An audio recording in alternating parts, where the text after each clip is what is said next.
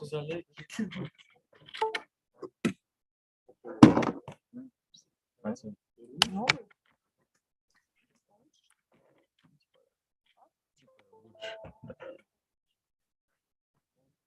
сейчас выставит еще. Вот уже все выставит. Вы ему не верьте, что он это дает. За каждый порт. Вот засунули, все уже за каждый порт будет хватать.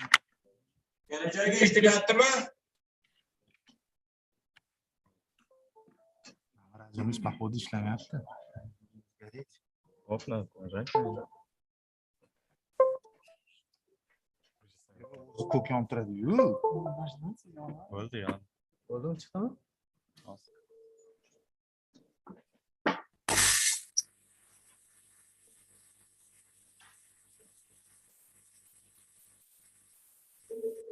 मैंने बोला खींचना है Uzbekistan में दे दे alors Kyrgyzstan'ga ishlayaptimi shunga tekshirmoqchi edim do'shim bo'lyaptimi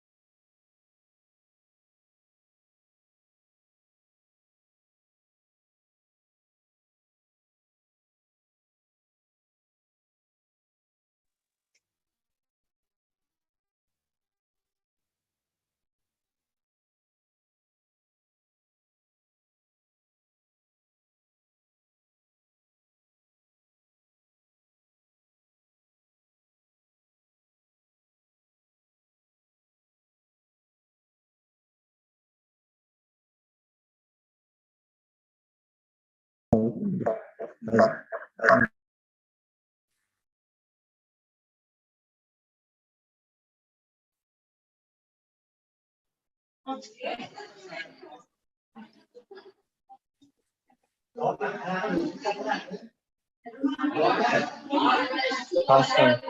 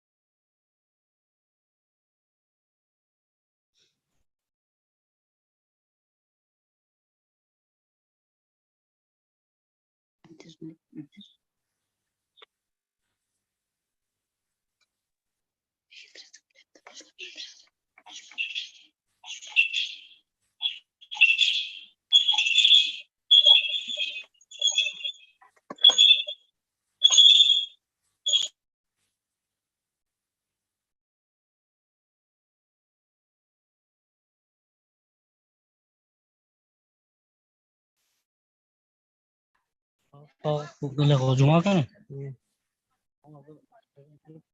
Cái đến hả? Mà làm rồi. Ama tamam. Отчетынан башталды. 9 жаш баласыны. Şu da. Sonra соттогон алдыдан чыгат. Паспорту жолугуп. Mau itu das verir ama.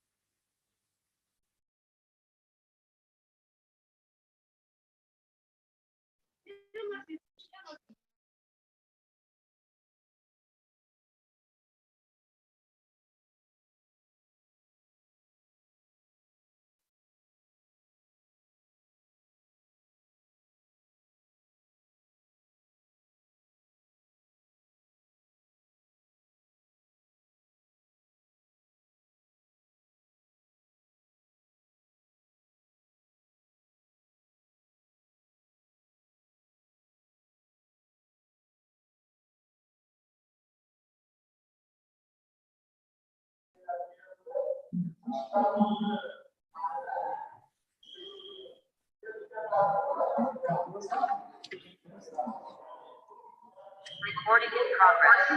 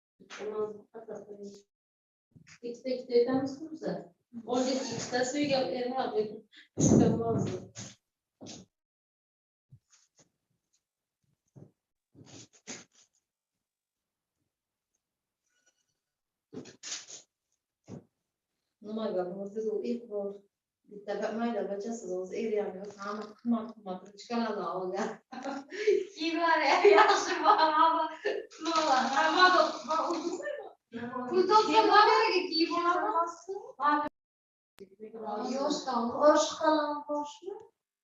O'sha o'ziga qo'l sochlarni ham nima qilib? Yo'q, uni to'xtamasa shunaqa qiladi. Ruchkalarni ham ruchkalarni olgan. Ha, ruchkalarni. Zara, eng mashhur ruchkamiz shuday. Ha, men hozir o'zimni nima qilishga nimam yo'q edi, to'g'risi. O'zim orttirib olmayman. Xudoga shukr, qo'limdan beradi tug'ilgan kuni. O'g'li 12, o'g'li ha. O'g'li qizki, qizlar xudoga shukr yo'qdi. Mo'ljallab bo'ldi. Mayli, shunisiga.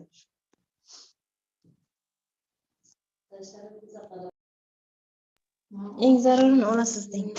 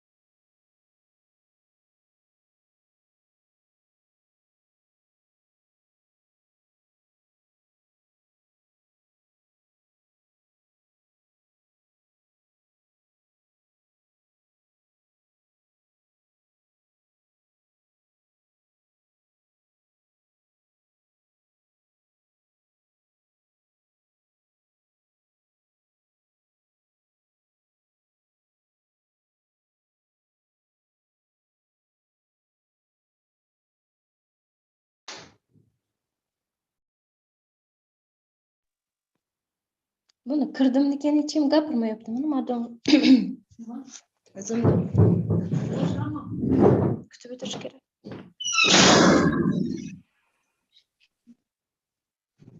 Boshlamagan. Ovoz o'chirilgan.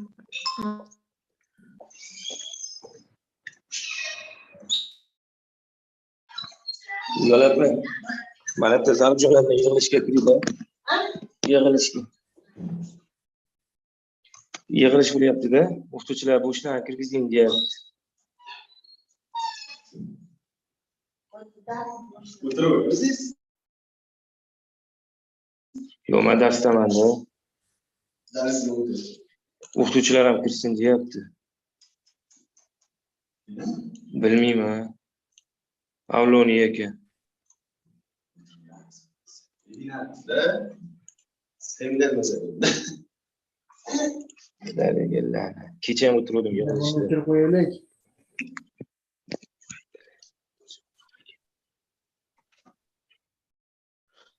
Assalomu alaykum hurmatli jamoa. Iltimos mikrofoninglarni o'chirib qo'yinglar.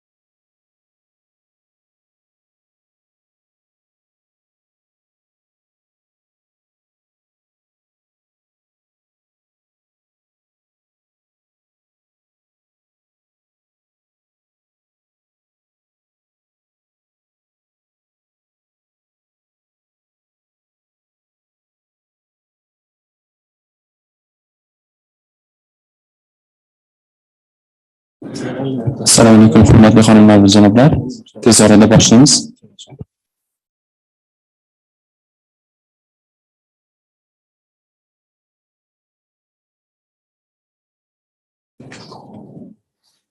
Assalomu alaykum, hurmatli xonimlar va janoblar. Ta'lim tizimi fidoyi xodimlari hamda xalqaro va mahalliy hamkor tashkilot vakillari. Barchangizni A.Avloniy nomidagi ilmiy tadqiqot instituti hamda BMTning Uzbekistan Respublikasidagi bolalar jamg'armasi UNICEF hamkorligida tashkil etilayotgan xalqaro konferensiyamizda yuzma-yuz ko'rib turganimizdan behad xursandmiz. Bugungi konferensiyamiz xalqaro baholash dasturlari va ta'lim sifatini tadqiq etishning dolzarb muammolariga bag'ishlanib, unda maktab o'quvchilarining xalqaro baholash dasturlariga tayyorgarlik darajasi, ushbu sohada erishilgan yutuqlar va kamchiliklarni aniqlaymiz. Qolaversa, mahalliy va xalqaro tashkilotlar tomonidan xalqaro baholash dasturlariga tayyorgarlik doirasida olib borilayotgan ilmiy tadqiqot natijalari bilan yaqindan tanishamiz.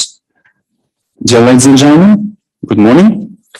And the representatives of international and local partner organizations, we're thrilled to see all of you face-to-face at the international conference organized by A.Avloniy Research Institute and the United Nations Children's Fund, UNICEF. Today's conference is devoted to international assessment programs and current research issues in the quality of education. And the main purpose of our today's conference are to determine the level of preparation of the students for international assessment programs, identify the achievements and shortcomings in this sphere. And also, we'll get acquainted with the results of the research conducted by local and international organizations in preparation for international assessment programs. With your permission, ladies and gentlemen, I will continue in Uzbek, occasionally switching to English where necessary. Thank you. Hurmatli xonimlar va janoblar, barchangizga ma'lumki, ta'lim sifatini oshirish har bir davlatning oldida turgan ustuvor yo'nalishlardan biri hisoblanadi.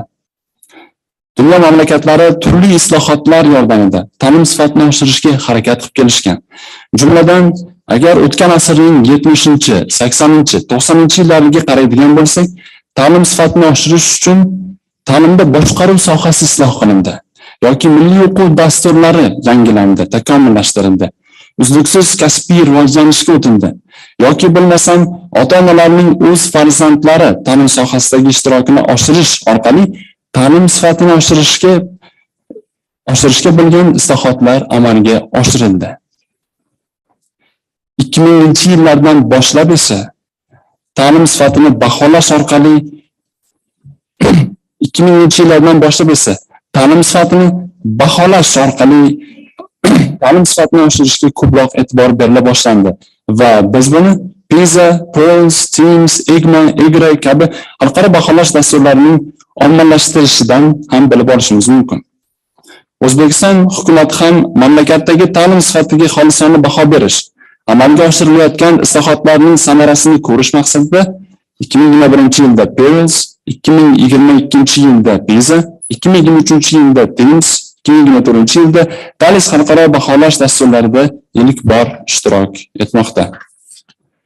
Bugungi tadbirimiz esa ushbu oldimizda turgan ulkan vazifalarni amalga oshirishda juda muhim ahamiyat kasb etadi desam mubolag'a bo'lmaydi. Nega deganda, bugun tanishib chiqadigan, ko'rib chiqadigan ilmiy tadqiqot natijalari chuqur tahlil qilinadi va ular asosida xalqaro baholash dasturlariga tayyorgarlik bo'yicha muhim qaror va hujjatlar imzolanadi. Hurmatli konferensiya ishtirokchilari, tadbirimizning ochilish qismiga o'tishdan avval sizga quyidagilarni yetkazib o'tmoqchiman. Konferensiyamiz ikki qismdan iborat. Birinchi kuni bugun xalqaro baholash dasturlariga tayyorgarlik natijalari sarhisobiga, ikkinchi kuni esa ertaga onlayn tarzda ta'lim sifatini baholash bo'yicha milliy ekspertlar tadqiqotlari natijalariga bag'ishlanadi. Bugun mazkur tadbirimizda Xalq ta'limi vazirligi, UNICEFning O'zbekistondagi vakolatxonasi, UNESCOning O'zbekistondagi vakolatxonasi, ta'lim sifatini nazorat qilish davlat inspeksiyasi huzuridagi ta'lim sifatini baholash bo'yicha xalqaro tadqiqotlar milliy markazi, Britaniya kengashining O'zbekistondagi vakolatxonasi, RTI Triangle xalqaro instituti, Amerika kengashlarining O'zbekistondagi vakolatxonasi, Osiyo taraqqiyot banki vakillari, Yaponiya xalqaro Xalqaro hamkorlik agentligi, JICA va K-Advance tashkiloti vakillari ishtirok etishmoqda. Bugungi birinchi kungi dasturimiz gibrid shaklida Zoom dasturi orqali ham translyatsiya qilinmoqda. Hurmatli xonimlar va janoblar, demak, bugungi tadbirimizni ochib berish uchun so'z navbatini Xalq ta'limi vazirligining ta'lim sifati departamenti direktori Lazzaki Xo'jaqulovga bersak. Marhamat. Assalomu alaykum, hurmatli xonimlar va janoblar. Good morning, dear ladies and gentlemen. With your permission, I will follow in Uzbek. Birinchi galda mana shu tadbirni tashkil etishda ulkan hissasini qo'shgan A.Avloniy nomidagi ilmiy tekshirish instituti va uning rahbariyatiga, shuningdek UNICEF tashkilotiga o'z minnatdorchiligimni bildirmoqchiman. Bu konferensiya adashmasam O'zbekistonda aynan o'sha xalqaro tadqiqotlarga bag'ishlangan va bunchalik ko'p tashkilotlarni jamlagan birinchi bunaqangi tajriba desa bo'ladi va bu tajriba albatta ishonamanki o'zining ijobiy mevalarini beradi. Endi albatta hammamiz xabarimiz bor bu tadqiqotlarning Pisa, Teams tadqiqotlarining yoki mana Xalq ta'lim vazirligi tizimida o'tkazilgan EGRA va EGMA tadqiqotlarining nechog'lik ahamiyati to'g'risida hozir to'xtalib o'tish shart emas, chunki barcha bundan xabari bor. Asosiysi bu bizni xursand qiladigan narsa shundan iboratki, ushbu tadqiqotlar bizning xalqaro miqyosda qayerda ekanligimizni belgilab beradi. Bu esa o'z navbatida O'zbekistonning xalqaro darajada aynan ta'lim sohasida qaysi yo'nalishga qarab ketishini yoki qaysi yo'nalishda rivojlanish kerakligini, bizning kerak bo'lsa qandaydir bir zaif nuqtalarimizni yoki kuchli nuqtalarimizni aniqlab berishga xizmat qiladi. Shuning uchun mana bu bugungi konferensiyada shunchalik nufuzli tashkilotlarning vakillari qatnashayotganligi biz uchun juda katta baxt va xursandchilik. Sababi aynan hamma tashkilotlarning, hamma ta'limga befarq bo'lmagan insonlarning birgalashib harakat qilishi orqali biz bunday tadqiqotlarda va umuman ta'lim sifatini oshirishda yuksaklarga erishishimiz mumkin. Shuning uchun yana bir bor barchani bu yerga kelib qatnashayotganligidan minnatdorchiligimni bildirgan holda albatta umid qilib qolamanki, bu konferensiya birinchisi bo'lsa-da oxirgisi bo'lmaydi va bunday konferensiyalar kelgusida ham kerak bo'lsa albatta umid qilib qolamanki, yaxshi natijalarimizni, erishilgan yaxshi natijalarimizni muhokama qilish uchun ham yana yig'ilamiz deyman. Mana xabarlaringiz bor, bu yil O'zbekiston ilk marta o'z tarixida Pisa xalqaro baholash qatnashmoqda. Natijalar chiqqandan keyin umid qilamanki, yana yig'ilishib bu qanday ijobiy natijalarga qanday erishganligimizni va yana nimalar qilishimiz kerakligini muhokama qilib olamiz. O'tgan yilgi mana Pisa natijalari ham chiqib qoladi hademay, ularni ham muhokama qilamiz va albatta mana bunday konferensiyalarning bo'lishi va bunday konferensiyada turli tashkilotlarning hissasini qo'shishi, qatnashishi albatta kelajakda O'zbekistonda ta'limda rivojlanishiga katta umid va ishonch borligiga ishonib qolamiz. Barchangizga yana bir bor katta rahmat, konferensiyaning ishiga omad. Rahmat kattakon Vayschorovich, o'zida iliq fikrlaringiz uchun konferensiya to'g'risidagi. Endigi so'z navbatini UNICEF Bolalar fondining O'zbekistondagi vakolatxonasi rahbariyatidan Jofrey Ijumaga bersak. Marhamat janob.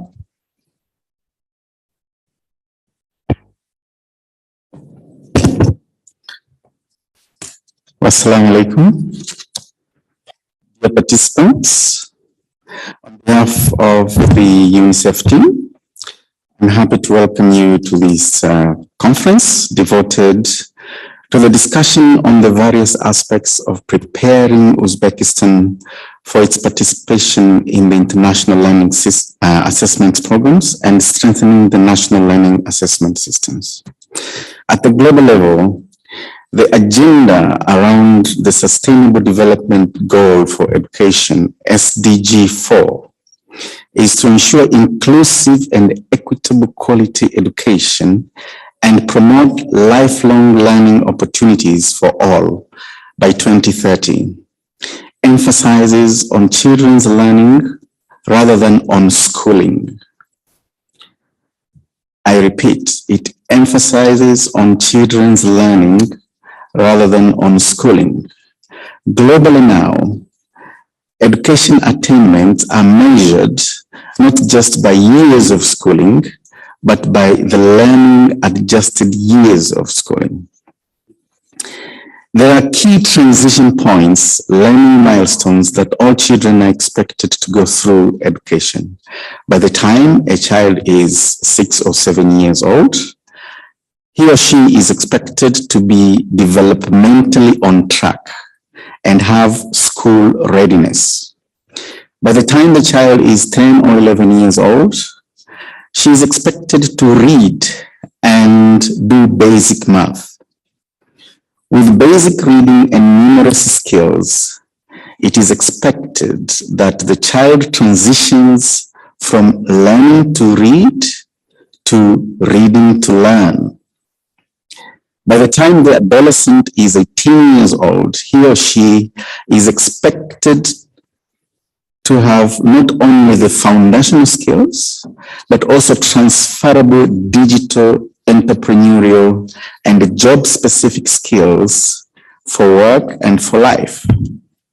It is important not only knowing what children know and can do, it is also important to know how the education systems performs in children's learning.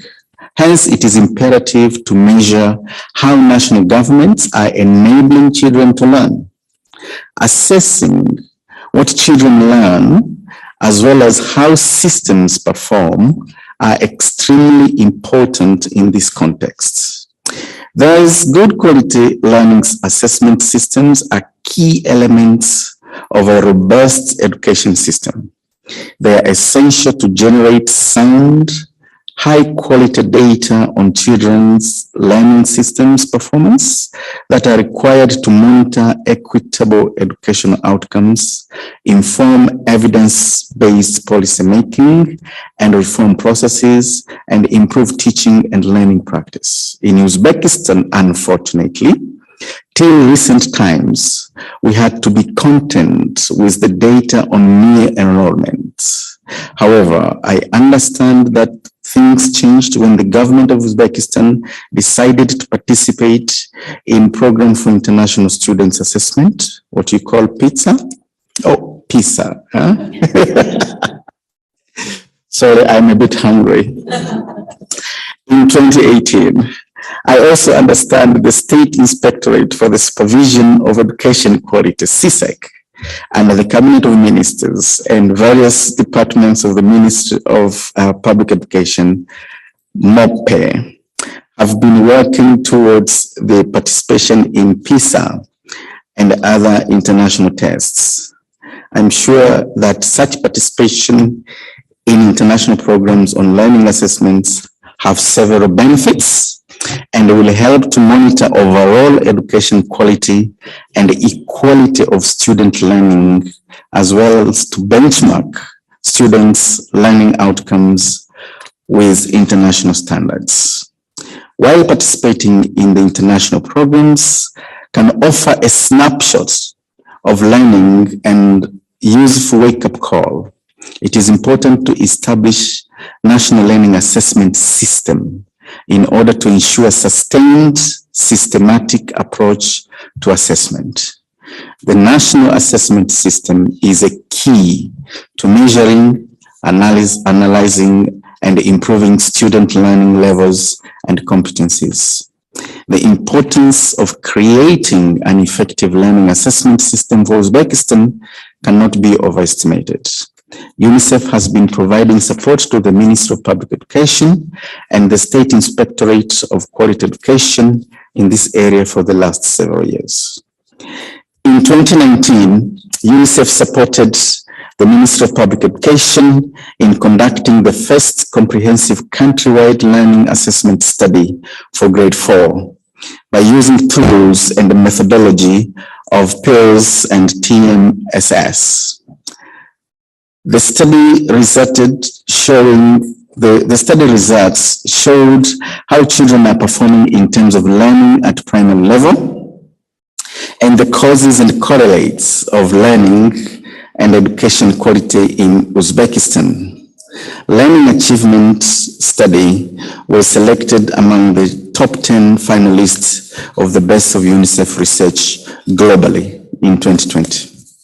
In 2021, UNICEF has supported CSEC and MOPE to analyze existing assessment practices in Uzbekistan and drafting national policy guidelines with a set of recommendations for development of national assessment system with a specific focus on smooth transitions between primary, secondary, and tertiary phases. Developing a national learning assessment is a long journey that requires political commitment, stable funding, and local technical capacity. Moving further, UNICEF would like to continue and expand our support in improving approaches to assessing student learning and achievement and establishing a comprehensive national learning assessment system. I would also like to mention here about the assessment that was done in 2019. I had time to read it. I wasn't here, but I noted a few things in the conclusion of that of the study, not of the assessment, of the study. Number one, the importance of preschool education. I think this was very clear in the assessment that children who had preschool education, they did very well afterwards in primary school and in secondary school, and it could be linked directly to preschool education, not just associated with preschool education, but caused by preschool education. And then the other thing is the family environment. I think this is very important to note that the family environment is important as part of the assessment itself, just to assess how the family environment affects the learning outcome. And here, I would like all of us to not just think about education, but to link also with what else is happening in Uzbekistan.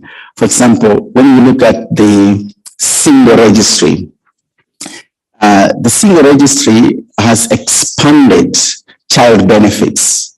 It has also expanded the benefits for families that are vulnerable, which means what now? It just means that these vulnerable families will be able to protect the children, to provide a stable environment. So when I look at the single registry, I see resilience, I see stable environment, okay, not just for the family, but as a learning environment. I would like to consider these things as well as we go along. And then the other results, the other factor was in performance. Actually, it showed, for example, children in urban settings performed well in mathematics. So how do you address that? Okay, we move all children to town. Okay, or what do we do? Okay, so it is good to consider these things. The study shows that girls, for example, outperformed boys in reading comprehension, right? What does it mean? Is this just because they are girls? Or what is it? So we need to think about these things. The environment of the school, yeah, safety at school, issues around bullying, okay, how is this affecting? So it is not just curriculum and methodology of teaching. There are other factors that affect learning outcomes that we need to consider, and we need to bring in other partners as well, you know, in social protection and in child protection, in order to make sure that that protective environment results into a better learning environment. It said the children needed more time to understand, more time to learn. But what does more time to learn mean? Okay, does it mean more time with the teacher? Does it mean more time at home with the parents, reading and assisting with homework? What does more time mean? Okay, maybe children in Finland will say, no, we don't need more time. We just need more time to play, okay, and not to study more. I don't know about this. So I hope that in your meeting, particularly tomorrow, right, some of these things will be discussed, okay? The issue of language, right? Is it about English? Is it about Russian? Is it about Uzbek language, the language of learning, the language of instruction? What is it? Okay. So the quality of teachers and the quality of teaching, all of these things, we need them to be integrated into these learning assessments, right? You are assessing the child, you are assessing the teacher, you are assessing the school environment, you are assessing the family environment, you are assessing the protective environment around the child. So I wouldn't, if you let me, maybe I will finish tomorrow, right? And go for my pizza. But I really appreciate this opportunity, and I hope that even though tomorrow is Saturday, maybe I will be able to log in. I'm not an educationist, but I'll perhaps be able to listen to what will be deliberated tomorrow. So thank you so much. Mr. Ujumba, thank you very much. Taking this opportunity on behalf of A.Avloniy Research Institute, allow me to extend our sincerest gratitude for making it today's event. We have been informed that you were on a leave and had to make an early comeback because of this event. We appreciate it a lot, sir. And thank you for your words emphasizing the need to improve the quality of education through international assessment programs. They are really, really timely. And also thank you for the joke about pizza in Pisa, something to be remembered for the rest of my life. Thank you. Hanımlar ve canablar, galdagi söz navbatini A.Avloniy nomidagi Milliy tadqiqot institutining direktori Ayubxon aka Rajevga bersak. Ayubxon aka, marhamat. Assalomu alaykum, hurmatli mehmonlar, anjuman ishtirokchilari. Good morning, ladies and gentlemen, and dear colleagues from various partner organizations. A.Avloniy Research Institute indeed is honored with your presence today at its first international conference this year, organized with the support of UNICEF. What a great pleasure for us to see all of our key partners gathered in the same room, finally, around a single topic, which is fundamentally important to all reforms undertaken in the public education sector of Uzbekistan. We value your time and participation, and we believe that your contribution to this conference will play in the end an important role to adopt evidence-informed decisions by the government. As you know, ladies and gentlemen, hundreds of countries around the world participate in international assessment programs like Pisa, PIRLS, TEAMS, TALIS, IGRA, and IGMA to assess objectively the quality of education that countries provide. For the first time in its history, Uzbekistan has also taken several steps to this end, one of which was the establishment of the National Center for the Implementation of International Studies on the Assessment of Quality in Education under the State Inspectorate for Supervision of Quality in Education, which was also mentioned by Mr. Ujumba. For your kind information, the center leads all the preparations for Uzbekistan to participate in international assessment programs and achieve higher spots. And today we have also invited my friend, Mr. Abdulali Ismailov, the head of the center, and he's going to give more information, detailed information about the organization and its recent activities. Furthermore, another significant step was taken on March 29th, 2019, with the adoption of a governmental decree on improving the concept of development of the public education system of the Republic of Uzbekistan until 2030. It set forth ambitious plans, such as targeting the top 30 places in the ranking of countries participating in Pisa, and B, improving the national system of quality assessment in secondary schools using international assessment program results. To achieve these goals, A.Avloniy Research Institute has also made and is still making continuous contribution. We've been doing a great job and we're trying our best, the preliminary outcomes of which are worth sharing today with all of you. And here, with your permission, if you allow me, I will switch to Uzbek language to explain in greater detail the outcomes of our endeavors, because online, there are a lot of people are also viewing today's event, and all of them are they mainly use Uzbek language.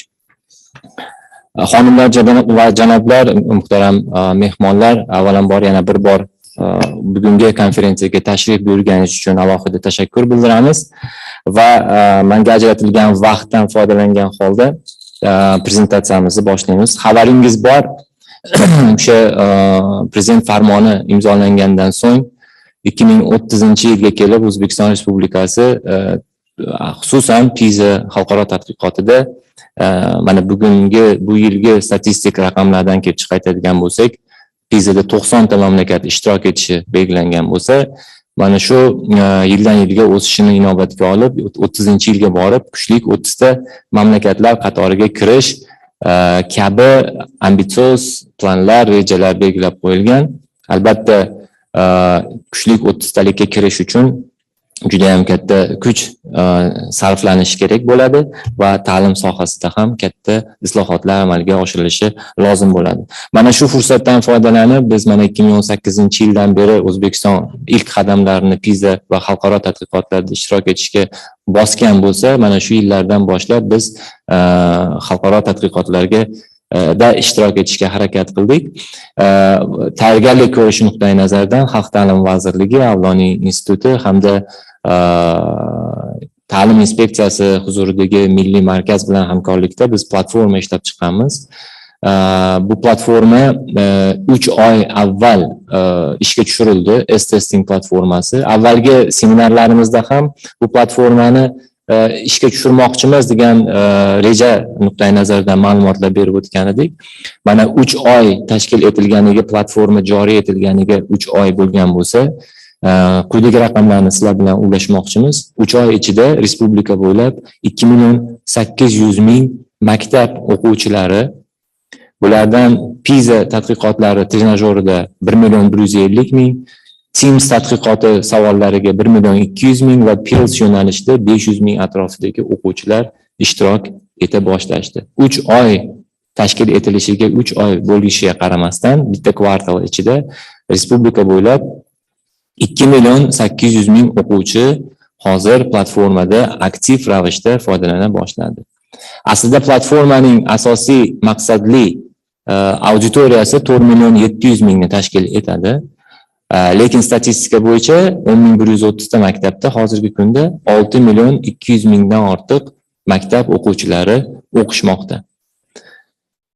10.130 ta maktabdan hozirgi kunga kelib 3 oyda ichida sa'y-harakatlar natijasida 7.5 ga yaqin maktab platformadan ro'yxatdan o'tib, o'zining o'quvchilarini mana shu platformadan foydalanadi. Nafaqat o'quvchilari, balkim o'qituvchilarini mana shu platformadan faol ishtirokini ta'minlashyapti. Statistikani ko'rishingiz mumkin shaharlar kesimida, viloyatlar kesimida. Va ushbu platformada biz yangi velosiped ixtiro qilganimiz yo'q. Maqsadimiz mana shu testologiyaning barcha tamoyillariga mos ravishdagi ishlab chiqilgan test topshiriqlarini joylash edi va shu orqali ham o'quvchilarimizda, ham o'qituvchilarimizda xalqaro standartlarga mos savollarga yechishga urinib va shu bilan bir qatorda mana shundan tegishli xulosalarni chiqarishlari maqsadimiz edi. 1.5 ga yaqin test savollari avvalgi Pisa, Pils, Teams yo'nalishlarida tushib kelgan va ishlatilgan savollarni ochiq mana internetda bepul mavjud bo'lgan savollarni biz o'zbek va boshqa tillarga tarjima qilib mana shu platformaga joyladik. Agarda ichirog'iga kiradigan bo'lsak, biz mana 2.800.000 o'quvchini ro'yxatdan o'tdi dedik. Aslida bu 2.800.000 ning ichidan 1.142.000 dan oshig'i Pisa yo'nalishida ro'yxatdan o'tgan. Bu asosan 8, 9 hamda 10 sinf o'quvchilari. Teams yo'nalishida 1 milliondan oshiq. Bu asosan mana Teams bilasizlar 4-sinf hamda 8-sinfga tegishliligi bo'yicha 3 hamda 5, 6, 7, 8-sinflarni inobatga olgan. Va Peers bu asosan boshlang'ich sinf o'quvchilari 3-4-sinf o'quvchilaridan mana 300.000 ga yaqini berilgan topshiriqlarda faol ishtirok etishdi. Bugungi siz bilan ulashmoqchi bo'lgan raqamlarimiz aynan ana shu 2,5 millionga yaqin o'quvchilarimizni ishlagan, ya'ni savollarga javob bergan javoblarimiz sifati va ertaga O'zbekiston Respublikasi Pisada ishtirok etadigan bo'lsa, priblizitivno, ya'ni taxminan qayerdan o'rin olish mumkin degan prognozlarimizni qilishimiz mumkin bo'ladi. Adashmasak 2 milliondan oshiq odamning datasidan kelib chiqqan tahlilni ishonchliligi nuqtai nazaridan o'ylaymizki, shubhalar bo'lmaydi. Keyingi slayd. Mana shu slaydda ko'rib turganingizdek, mana hozir respublika miqyosida statistikani oladigan bo'lsak, o'rtacha ko'rsatkich, mana hozir natijalarning o'rtacha ko'rsatkichini aytib o'tish kerak. Shu joyda men natijalar haqida tahlil qilishdan avval bitta muhim ma'lumotni aytib o'tmoqchimanki, 1,5 ming o'sha savol topshiriqlar yuqorida aytganimiz. Ular ochiq edi. Aslida qiziqgan odam Google'dan foydalanadigan inson kirib javoblarni ham topishi mumkin edi agarda ingliz yoki boshqa tillarni bilganda. Shunday savollar edi. Lekin shunday bo'lsa-da, haqiqiy raqamlar nima haqida gapiryapti? Mana ko'rganingizdek 1 milliondan oshiq o'quvchilarimiz ishtirok etgan Pisa savollariga 100 ballik maksimal ball oladigan bo'lsak, o'rtacha ko'rsatkich respublika bo'ylab 19% ni tashkil etyapti. Teams yo'nalishi ham quvonarli emas. Bu yerda ham mana ko'rib turganingizdek 12 o'rtacha ko'rsatkich 12% ni tashkil etyapti va respublika miqyosida o'rtacha ko'rsatkich Peers bo'yicha bu 20%, ya'ni 2% ni tashkil qilyapti. Ya'ni bu yerda ko'rib turganingizdek o'qish savodxonligi nuqtai nazaridan boshlang'ich sinf bolajonlarimizga ta'lim tizimida e'tibor berishimiz kerak bo'lgan muhim jihatlari mavjud ekan. Chunki Peers bu matnni o'qish va o'qigan matnini qanchalik darajada tahlil qilyapti, mazmunini qanchalik darajada tushunyapti, mana shu savolga javob topishdan iborat. Endi 2% degani bu haqda alohida gapirib o'tishda hojati yo'q. Yana bu yerda men alohida ta'kidlab o'tmoqchi bo'lgan joyim shundan iboratki, yuqoridagi 2.800.000 statistikada biz yashirmaymiz. O'quvchilar nomidan ustozlarimiz ham kirib, qiziqib, savollarga javob berishgan. Undan oldingi slaydda 2% statistika raqamimiz bor edi. Agar imkon bo'lsa orqaga yana bitta slaydga qaytsangiz, ana shu yerda orqaga yana bitta inobatga olinmagan 2% mana eng tagida raqam turibdi. Bular inobatga olinmagan biz tahlilimizda sababi mana shu 2% o'quvchini nomidan pedagoglarimiz kirib savollarga yetishgan va yetishga urinishgan. Yaxshi ma'noda men aytaman, chunki bu platforma hech qanday bir chora ko'radigan platforma emas. Natijasiga ko'ra qaysidir bir maktabga qanaqadir bir chora ko'rish maqsadimiz yo'q edi. Shu nuqtai nazardan biz yaxshi gumonda 2% aktiv pedagoglarimiz o'quvchilari qolib, o'zlari ham qiziqib, mana shu savollarga javob berishga urinishgan. Biz bu narsani hammasini ko'rib turganmiz, kuzatib turganmiz, platformada bu imkoniyatlarimiz mavjud. Shu nuqtai nazardan ham aytib o'tmoq joizki, bundan keyingi slayddagi o'sha natijalarimiz o'qituvchilarimiz yechgan savollarni ajratgan holda, inobatga olinmagan holda chiqarilgan natijalar. Keyingi slaydga o'tasizmi?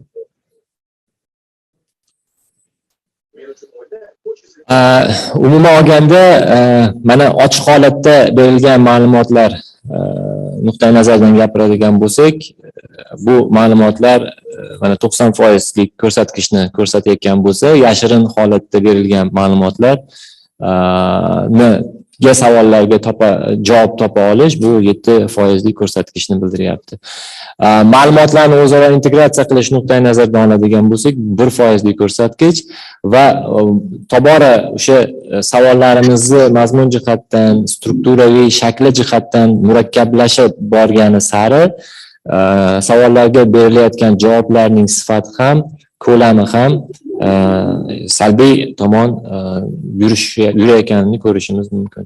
Lekin statistik raqamlarga yondashib aytadigan bo'lsak, umuman olganda mana Sirdaryo viloyatida nisbatan hududlar kesimida 26% ko'rsatkich umumiy olganda eng baland ko'rsatkich bo'lib turibdi va eng past ko'rsatkichimiz bu Andijon viloyati. Yana bir bor eslatib o'tamiz, buni bilgandan keyin ertaga ajiotaj qilib bu platformada viloyatimiz birinchi o'ringa chiqishi kerak degan narsa kerak emas bizga, chunki bu natijalar ilmiy tadqiqot qilish uchun olingan natijalar, chora ko'riladigan maqsadimiz umuman yo'q, chunki Zoom orqali hududlarimizda mana hozir barcha hududlardan odamlar ishtirok etishyapti ustozlar.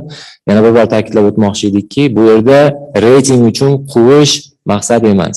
Bu yerda maqsad ertaga 6-aprelda adashmasam, aprel oyida Pisaning haqiqiy tadqiqoti o'tkaziladi. Ana shu tadqiqotdagi holatimizga yaqinroq bir haqiqatga yaqinroq bir prognozni chiqarishdan iborat. Va platformaning asosiy maqsadi ham, birlamchi maqsadlardan biri ham mana shu edi. Keyingi slayd.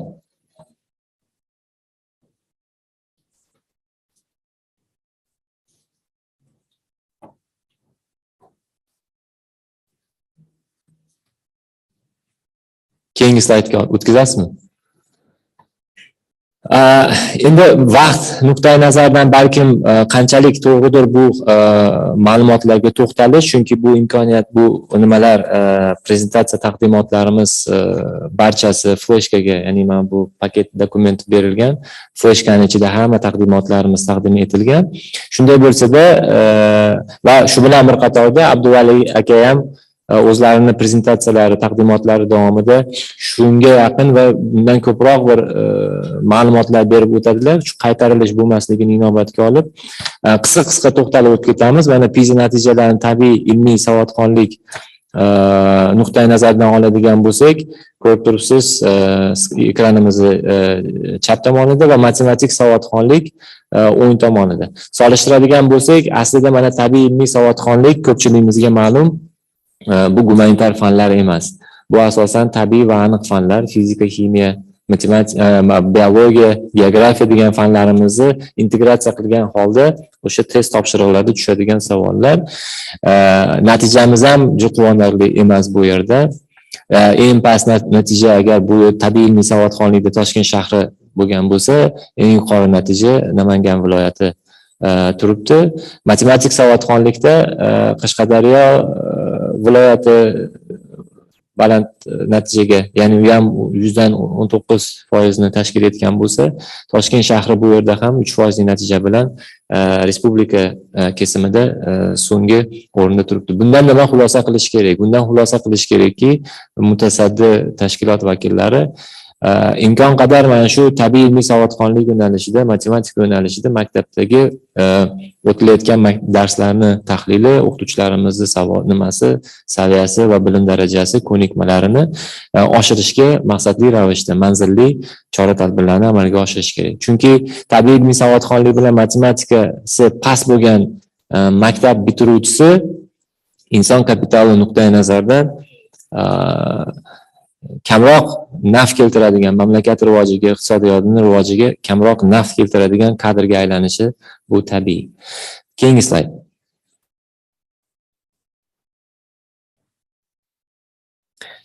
Agar sinflar kesimida oladigan bo'lsak, TIMS natijalari, mana 4-sinf va boshlang'ich sinflar nuqtai nazaridan savollarni murakkabligi va uni yo'nalishlari turli kategoriyaga bo'lingan. Misol tariqasida savollarimiz hayot haqidagi fan nuqtai nazaridan yoki savollar bor edi fizika faniga tegishli. yer haqidagi yo'nalishdagi savollarimiz bor edi. Mana shu nuqtai nazardan oladigan bo'lsak, ko'rib turibsizki, boshlang'ich sinf o'quvchilarimiz shu yerda ham fizika bo'ladimi yoki bo'lmasam umuman tabiiy ilmiy savodxonlikka yaqinroq bir yo'nalish bo'ladimi, nisbatan past ko'rsatkichni ko'rsatishyapti. Umuman olganda biz shu platformani yaratganimizda parallel ravishda biz tech support deydi-ku, o'sha texnik ko'mak beradigan Telegram kanalini ochganmiz. Bu kanalda hozir 20 mingga yaqin o'sha ota-ona ham bor, o'quvchi ham, o'qituvchi ham bor.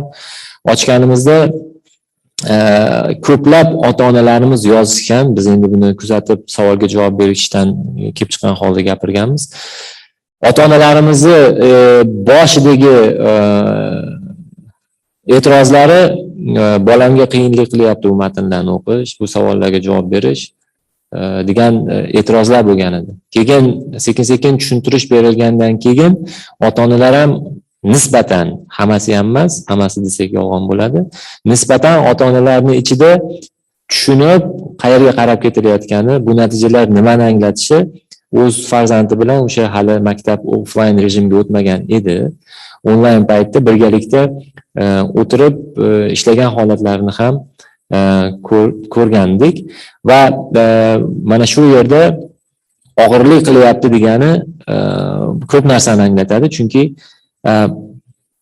o'qish savodxonligi xohlaymizmi yo'qmi korrelyatsiyasi bor. Oilaning uyidagi kitob o'qish muhiti qanchalik darajada rivojlangan. Ya'ni farzand, bolajon agar uyda 4-sinf yoshiga yetgunga qadar bironta kitob o'qish tajribasi oila muhitida ko'rmagan bo'lsa va bu holat hozir bizning mamlakatimizda o'quvchilarida ko'proq uchrayapti. Bu haqda adashmasam Abduvali aka ham gapirib o'tsalar kerak, chunki ular prezentatsiyalarida ham bunga yaqin so'rovnomalar o'tkazishgan. Korrelyatsiyasi bor. To есть kitobni o'qish mashg'uloti umuman madaniyatini rivojlantirishga bu juda ham katta signal deb o'ylaymiz. Shunday bo'lsa-da, hammamizga ma'lum, bolajonlar maktabga borganda, bog'chadan maktabga o'tganda boshlang'ich sinfni juda ham aktiv o'qiy boshlaydi. Shu bilan bir qatorda butun sinf yaxshi o'qishni boshlaydi. Va o'rta sinf, xususan 5-6 va yuqorilagan sari natijalar nima bo'lishni boshlaydi? Pasayishni boshlaydi.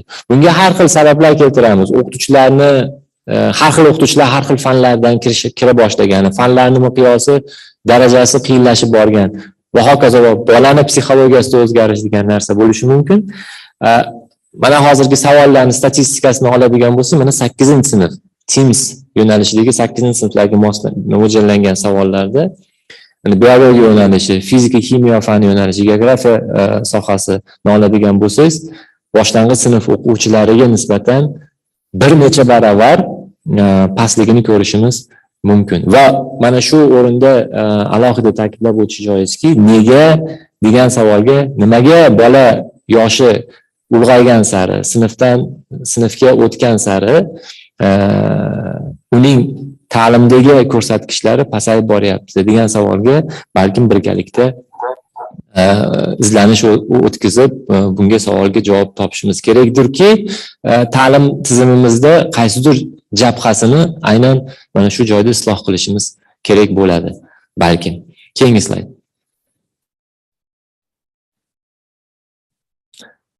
O'tkazavering keyingi slaydga. PILS natijalari nuqtai nazardan oladigan bo'lsak, ko'proq bolajonlarimiz nimadan yaxshiroq natija ko'rsatishyapti? O'qib tushunishdan. Ya'ni o'sha matnni, quruq matnni o'qishni talab qilib, uni mazmuni haqida so'rasangiz, nisbatan yaxshiroq javob beryapti. Qolgan mana bu quyidagi kategoriyalarga nisbatan. Misol uchun matn, content, elementlari haqida xulosalar chiqarish kerak bo'lgan savollar chiqib qolsa, misol uchun matn berilyapti, matn qanaqadir bir voqelik haqida, lekin o'sha voqelikda matnning ichida to'g'ridan to'g'ri javobi yo'q bo'lgan, lekin mantiqan fikrlash kerak bo'lgan. Mantiqan fikrlasangiz javobi mavjud bo'lgan holatlar, savollar berilganda, mana ko'rib turibsiz, 10 tadan bitta o'quvchigina bu savolga Faqat minimum savolga javob yozishga harakat qilyapti va u savolga javoblari to'g'ri chiqyapti.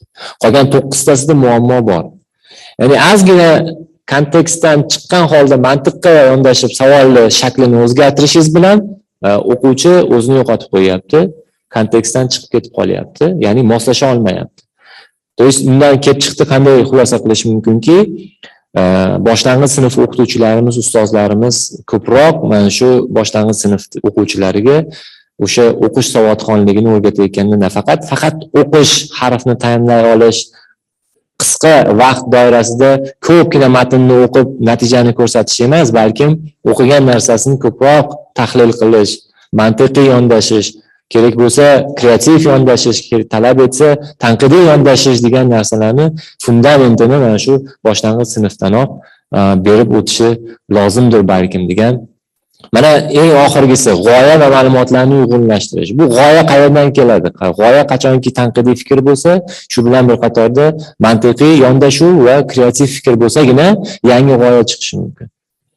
Misol uchun men o'zim shaxsan shu ma'lumotlarni ko'rgandim. Bitta savolimiz bor. Ipak qurti kapalakka aylanayotgan holati haqida matn bor edi.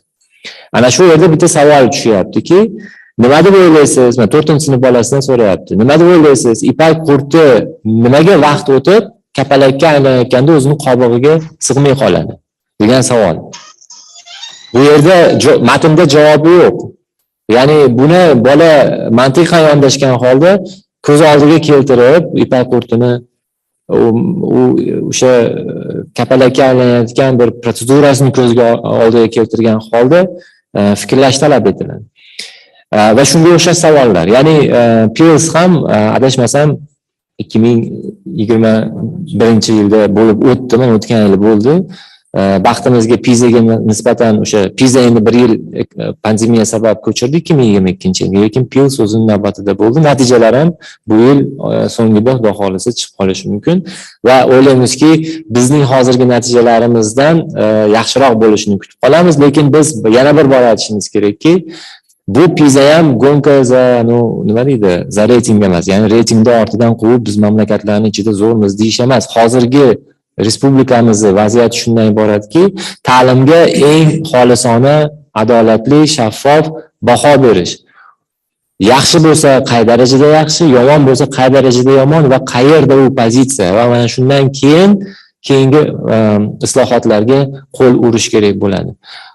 Afsuski, shu paytga qadar mana shu korrelyatsiya bir-biri bilan juda ham katta tafovut qilgan. Biz imzolayotgan hujjatlarimizdagi belgilangan chora-tadbirlar haqiqiy holatdan ancha yaxshi holatga nisbatan keyingi bosqichga belgilangan holatda bo'lgan.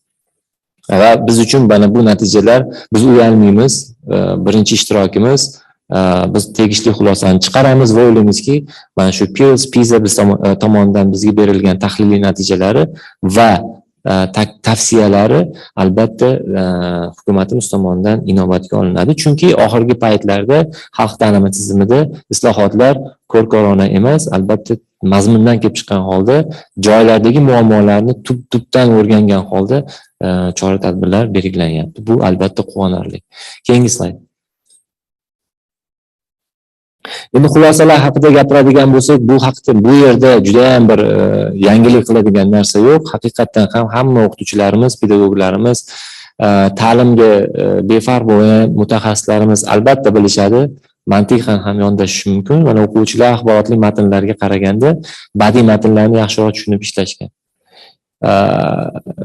Axborotli matn bilan badiiy matnning farqi, ya'ni bu degani ijtimoiy tarmoqlardagi turli xil mazmundagi matnlarni o'qishdan ko'ra ko'proq mana bu kitob. Haqiqatan ham umuman madaniyat, kitob o'qish madaniyat nuqtai nazaridan oladigan bo'lsak ham ko'proq kitobxonlarimiz badiiy matnlar, ya'ni badiiy kitoblarni ko'proq o'qishga moyilligi balandroq bizning mamlakatimizda.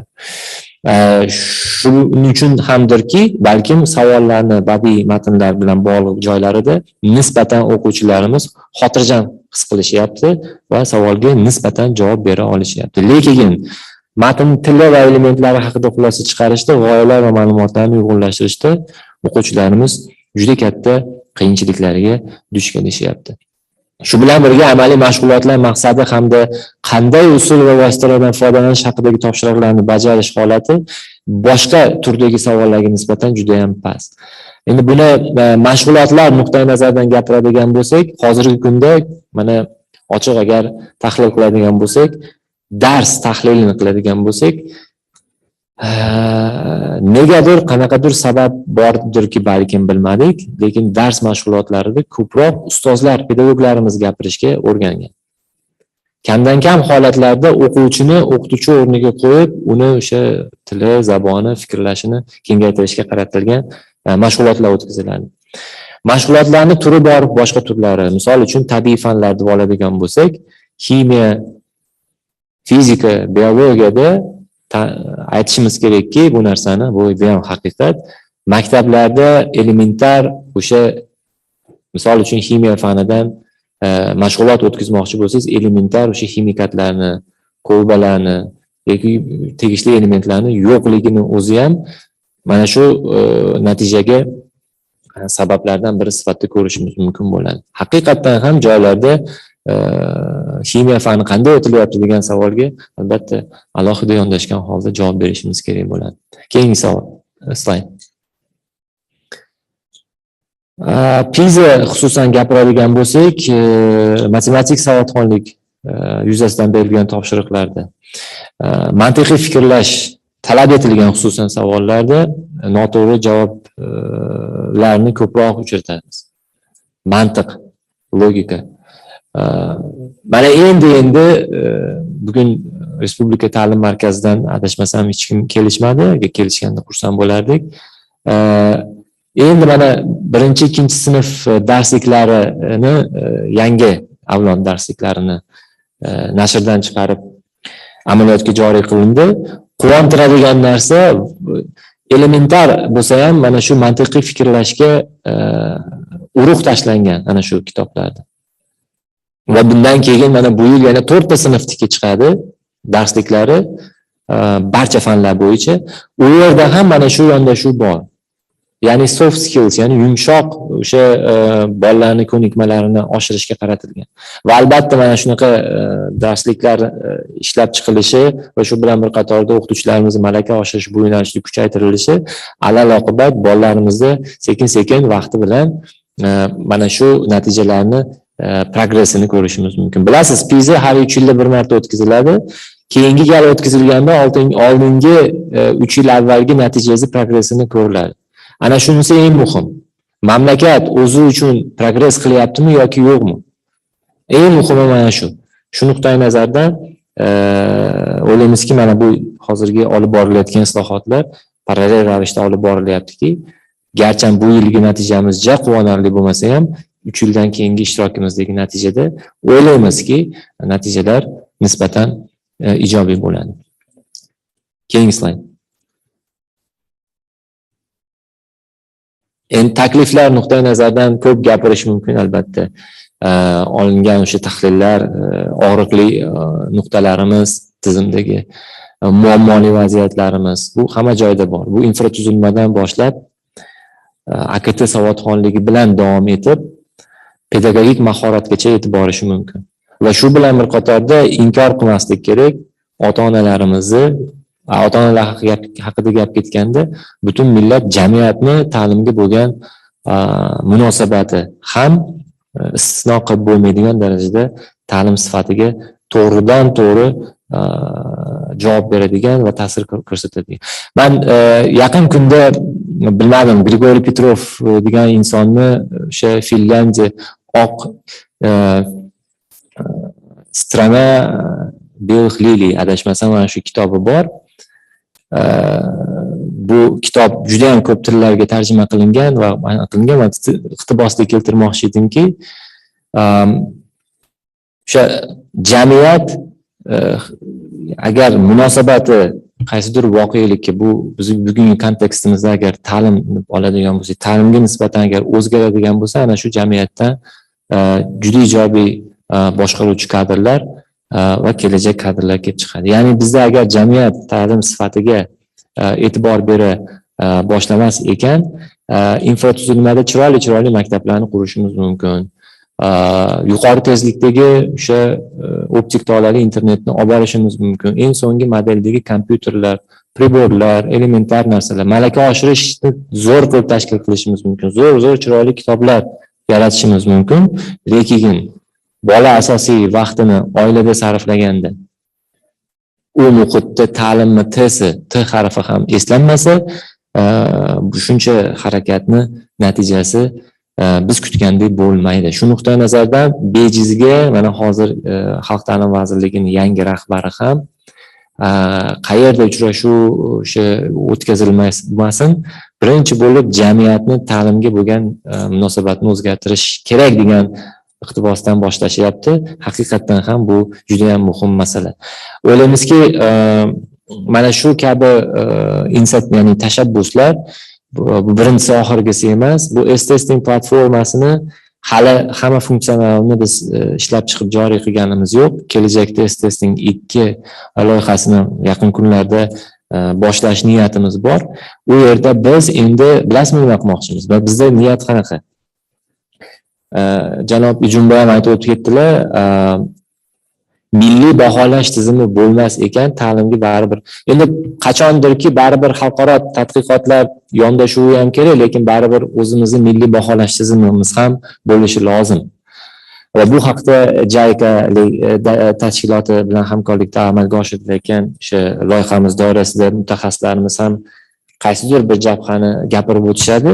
Lekin biz mana shu platforma orqali endi keyingi bosqichlarda milliy baholash tizimini ishlab chiqib, mana shu platforma orqali matematika, ximiya, biologiya va shunga o'xshash fanlarni bolalarni bilim darajasini o'rganish orqali o'qituvchilarimizga ham tegishli tavsiyaviy xarakterdagi xulosalarni chiqarmoqchimiz. Qanday? Bilasiz, onlayn platformamizda, ya'ni malaka oshirish platformamiz bor. Bu yerda deylik massa o'quvchi, bilasiz, mana hozir milliy o'quv dasturida har bir ko'nikma kodifikatsiya qilib chiqilgan. Matematikani qo'shishi qanaqadir kodga ega, ayirish ko'nikmasi yana bir qanaqadir kodga ega. Har bir ko'nikmaning kodi bor. Biz ham mana shu savollarni joylashtirayotganimizda platformada imkoniyat bor, har bir savolni kodlashtirish mumkin. Bu savol bolaning qaysi ko'nikmasini baholaydi. Deylik, matematikadan qo'shish ko'nikmasiga nisbatan savol qo'yilganda, millionlab o'quvchidan 90% o'sha savolga javob bera olmasa, bu degani, demak, maktabda matematika o'qituvchisi aynan ana shu ko'nikmani yaxshi o'qitmayapti degan xulosani chiqarishimiz mumkin bo'ladi. Va bu bilan ikkita platforma integratsiyalash orqali bu fikrni malaka oshirishga yuboradi. Ana shu aynan bu o'quvchining ustozi kim bo'lgan, bu o'quvchiga yoki bu sinfga matematikani qaysi o'qituvchi o'qitganki natijasi yomon.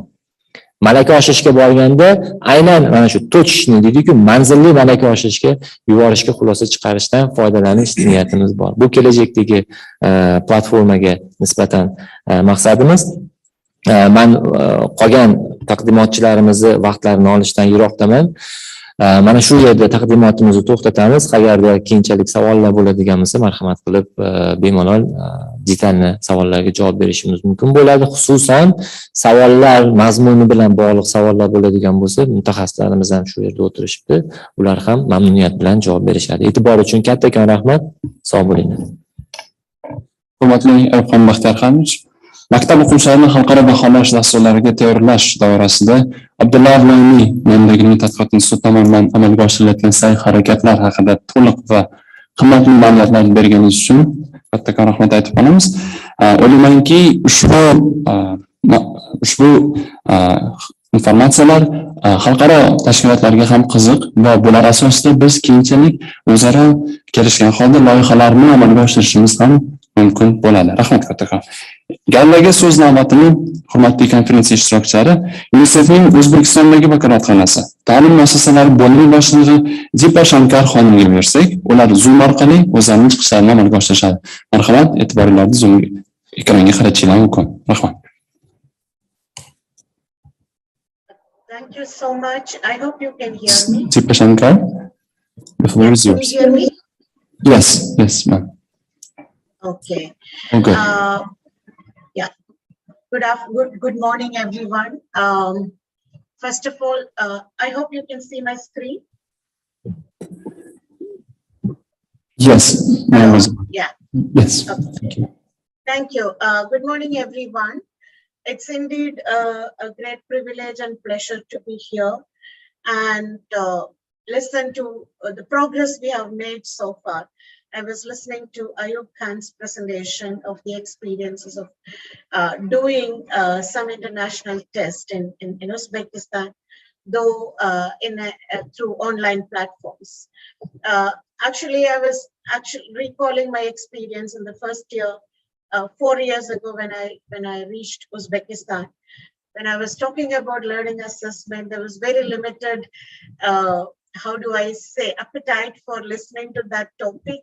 And everyone assumed that a Pisa will be a solution. But then over a period of time, I think there has been a lot of activities, a lot of sharing of international experience, and also some studies which was done by various agencies, including UNICEF, along with Minister of Public Education, which has thrown interesting result and also demonstrated about the importance of having a national learning assessment system to touch upon various aspects of quality of education, as well as areas where policies can make a difference, where what Jeffrey mentioned in terms of social transfer and improving the demand side at the household level can also improve learning overall. So today what I'm going to really talk about is about national learning assessment system. This is something we have been really pushing the Minister of Public Education and State Inspectorate to do. One, because there are a lot of assessments happening, but nothing is like, we need a coherent system where we can actually track progress over a period of time. And as I present, I will also talk about why it is important to have national assessment system and what we need to do that. I think we are all now converts. We all know the importance of having international assessment, national assessment, small scale assessments, specific assessments. But I think what is important is how do we now move from here? Just, from knowing the importance of national learning assessment system to actually doing it. I again don't want to reiterate what has already been discussed. Like the first 15 years of the millennium, MDGs focused on enrollment. Uzbekistan was doing great in that. But as we move to sustainable development goals, we know that it is not enough to have schooling, but we also need learning. And so the whole focus is now on learning and skills development. And as Jeffrey mentioned, there are also certain transition points identified by the global community, like school readiness as a kind of learning transition point for young children who move from preschool to school. At the end of primary education, where we expect children to transition from learning to read to reading to learn, which means learning, reading with understanding, and hence learning achievement by the end of grade 4 or primary level. And at 18 years or 15 years, as Pisa says, understanding whether the young person have not only foundational skills, but other skills, at least transferable skills. That's what Pisa measures. And then we have been discussing it because I have also been attending various conferences where we said, when we say learning assessment, what is the purpose? What is the nature of assessment we are talking about, and the types of assessments? So we know that in terms of purpose, we want to know, assessment of learning, how children are learning. Assessment for learning. I mean, we want to know how we can improve learning, and to learn for that, we need to do assessment. And assessment as learning, how to do assessment is also a purpose of conducting assessments, learning assessments. And by nature, we know that formative and summative assessments are usually carried out in classrooms, but a lot more summative and diagnostic assessment is done when we do beyond classrooms. And the types of testing, we know classroom test, exams, and large-scale assessment. So we are basically going to talk about large-scale assessment. I mean, I have just presented a table which actually summarizes what are the different types of assessments: classroom examination, national large-scale assessment, international assessment, and there are citizen-led assessments like the ASER test in India or the UVESO in Kenya, etc. And then obviously Uzbekistan is also doing EGRA and ECMA, early grade reading and mathematics assessments done by USA. So basically all of it varies. I will not get into the details because of the time constraints, but then we know the purpose, frequency, who is tested, the format, coverage of curriculum, and information collected. I'll just focus on national and international assessment. The purpose is not just individual student feedback. It is about providing feedback on the overall health of the system, health of the education system, or of a particular grade or age levels. So national assessment focuses in country or, for the country as a whole, whereas in international assessment, there are comparisons across different education systems. These are usually conducted on regular basis. In the case of national assessment, the country decides the frequency or the periodicity, whereas in international test, there are some standard regularity within which they do that. Both national assessment and international assessment is administered on students drawn from a sample, mostly sample. In some national assessment where it is feasible, in small countries, they can do it on a census. But usually there is a grade and or age level which is decided. The format is usually multiple choice and short answers, not really the long essay type questions which is used in examinations. Coverage of curriculum is again confined to few subjects, mostly language, mathematics, and science. Additional information is collected in most national assessments and international assessments. And this information covers children's household information so that we can correlate or understand the causality between those factors and learning achievements. These are for higher level sophisticated analysis. And then in terms of scoring, it could be simple reporting in a tabular format or graph, or involves statistically sophisticated systems like multiple regression, multivariate regression models, or even the score itself using item response theory analysis, where we identify how children do on difficult items. They actually look at the difficulty and discrimination. I will not get into the details because this is what I mainly mentioned. But then there are 4 essential criteria of a national and international assessment. One is they use standardized instruments and procedures, which means the instruments are standardized not only for a particular subject for a particular year, but those items are also standardized for the subsequent years. Again, administration is on a representative sample in most cases, and in some cases when wherever sample is less, census. And these are because these are low stake in terms of their impact, because it's mainly aimed at influencing the policies rather than punishing teachers or rewarding teachers or things like that. So this is basically a representative sample, and the results are at system or subsystem level. So it's either like Uzbekistan as a whole or regions within Uzbekistan. And systematic relation of performance data with background characteristics. I'll give you some examples in the subsequent stage.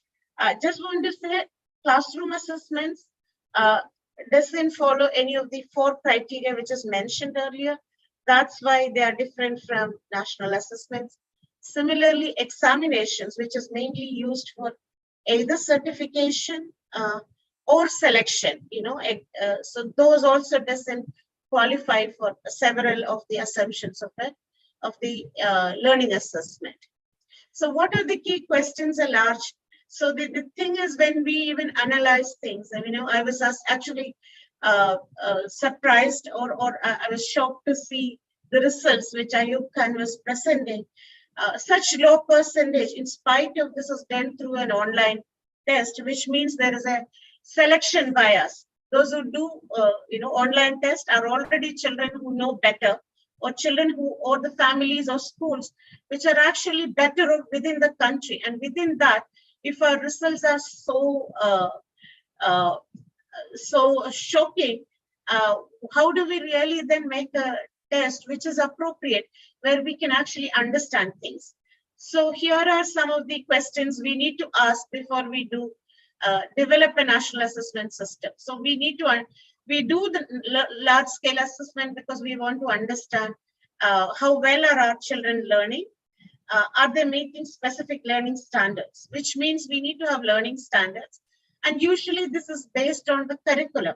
I know Uzbekistan is currently going through a revision of curriculum, reforming curriculum, and it's making it more competency based.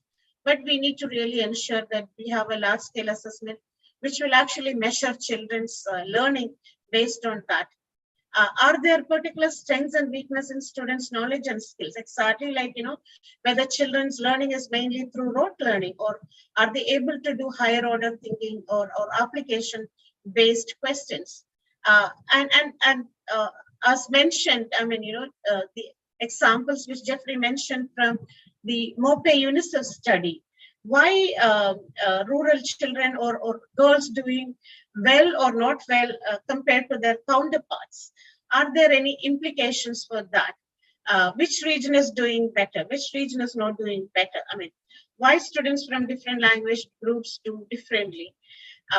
So basically then coming to what factors are associated with student achievements.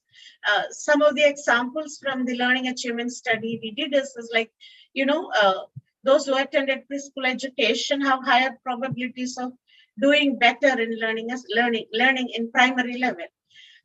So basically we want to know how school factors and home factors actually contribute or create bottlenecks for students' learning. And the thing is, why we need standard learning assessment, because we want to see over a period of time how children are doing on the same parameters. So these are some of the questions. And because of that, we need to make key decisions as when we design a national assessment system. So here are the key decisions to be made. Who to assess? Do you want to cover all children, or we want to, cover few children, because that's much more feasible? What are we going to assess? Is it curriculum or competencies? Which grade? How often to assess? How do we describe results? So these are some of the questions. So I've actually put some thoughts on, who to assess. What are the advantages of going for a a sample of students instead of sample-based assessment? Have its own advantages. One, it is less costly, easy to administer, easy to score children, and you get the same results. And then it is less time consuming, faster processing, and it also allows for better monitoring and supervision of the entire process and ensure quality of the process. On the other hand, census-based assessment provides information about all schools, and if you really want to make it high stake and use it to attend to individual students or teachers or schools, census-based assessment is good. But then, of course, the challenge is, and also this is something I wanted to highlight, even in the context of the test which we were talking about, online test, is that all these things might have consequences, teaching to the test. So basically, everyone knows some items, so they will focus on which areas which might come in Pisa teams, and then there is a problem of teaching to the test. There is an overemphasis again on rote memorization, even for areas where we need skills beyond knowledge. So routine drilling and accumulation of factual knowledge, rather than actually having those softer skills which we were talking about. And these kind of tests can even affect low performing schools because of the way they are actually identified, pointed at, and things like that. Now the curriculum areas again depends on what we want to assess, and usually globally the main focus is on maths, language, and science, and usually it could be looking at cognitive constraints or non-cognitive constraints like attitude towards learning or reading, or skills like values and skills, etc. So basically, government has to decide, or the MOPE or CSEC or the education community in Uzbekistan has to really now sit and decide what is it that we want to do when we create a national assessment system for Uzbekistan.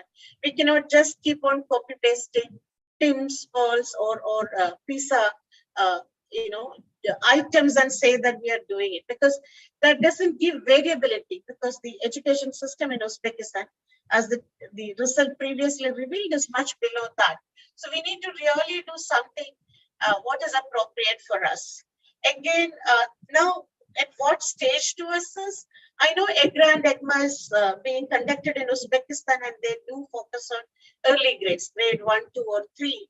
So basically now the thing is, do we really want to follow SDG based kind of stage, like grade 4 or grade 9 or grade, like the Pisa kind of thing, where it is much more like age based. So again, this is a decision we need to make soon, because we haven't really come out with a assessment framework, national assessment framework.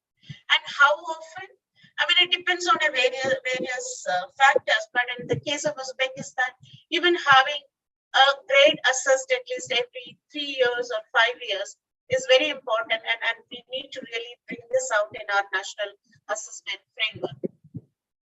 And how results will be reported, it could be either using symbol, row scores, percentages, or even a scale score, like the IRT scale score, and then basically looking at bivariate tables, etc. But there could be more sophisticated methods and analysis. We could also look at, in terms of curriculum or constraint, we could look at proficiency levels, which I will again show how we are doing. And how should results be shared? I mean, there should be a variety of ways. There could be a technical report, which is elaborating on the technical aspects and everything. But then there needs to be a briefing. I mean, a 1 or 2 page note capturing all the main findings and some recommendations. There could be summary report again for non-technical audience, for the public, telling them what should be there. And then there should be one for educationalists, highlighting which domain, content domain, they need to really focus. What is it that teachers can do? It cannot be for separate teachers, but it's for the whole area, for the curriculum developers. And then, of course, for the press, because they need to also make it public to the people.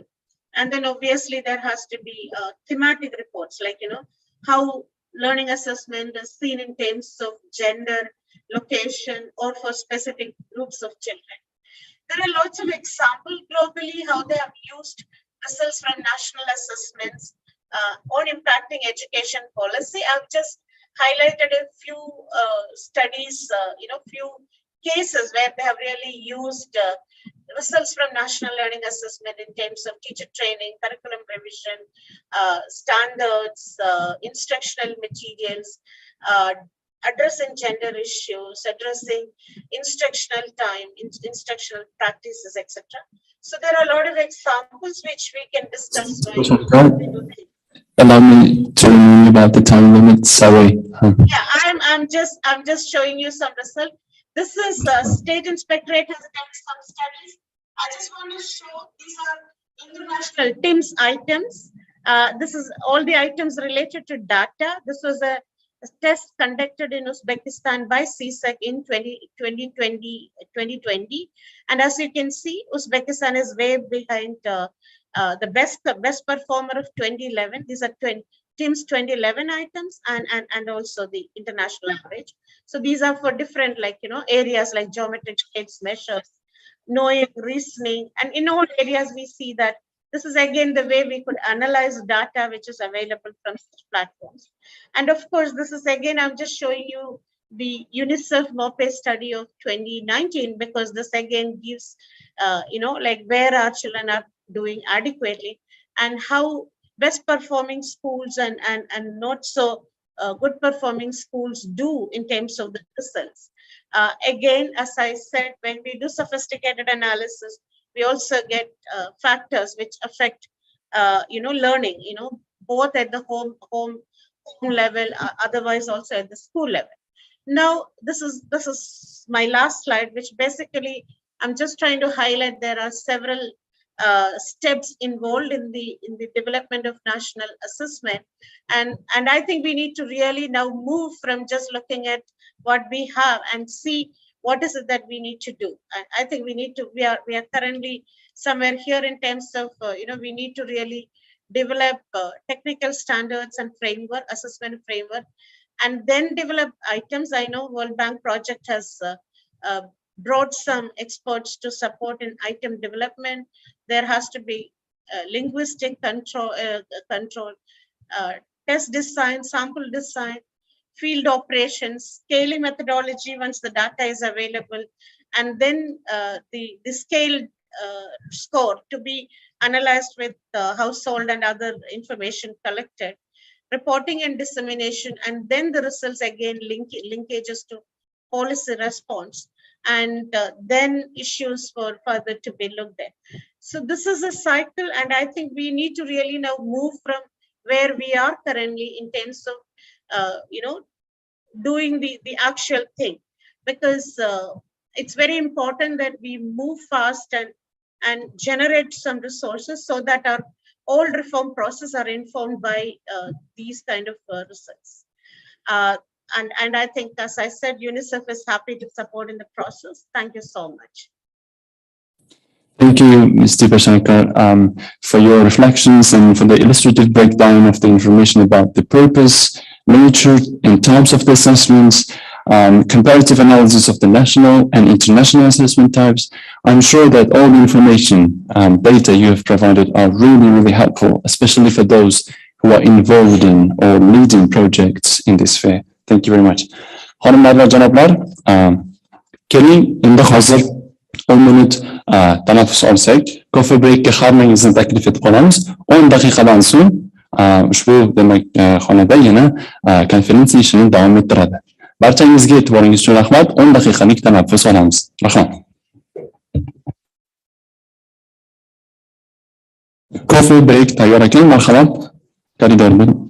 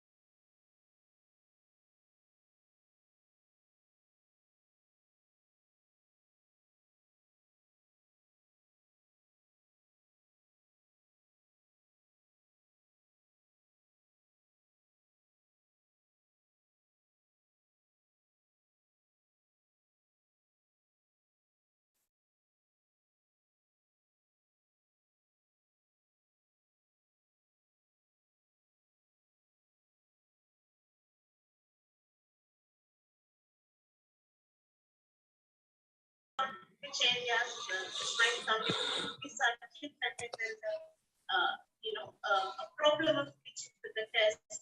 There's an overemphasis again on rote memorization, even for areas with the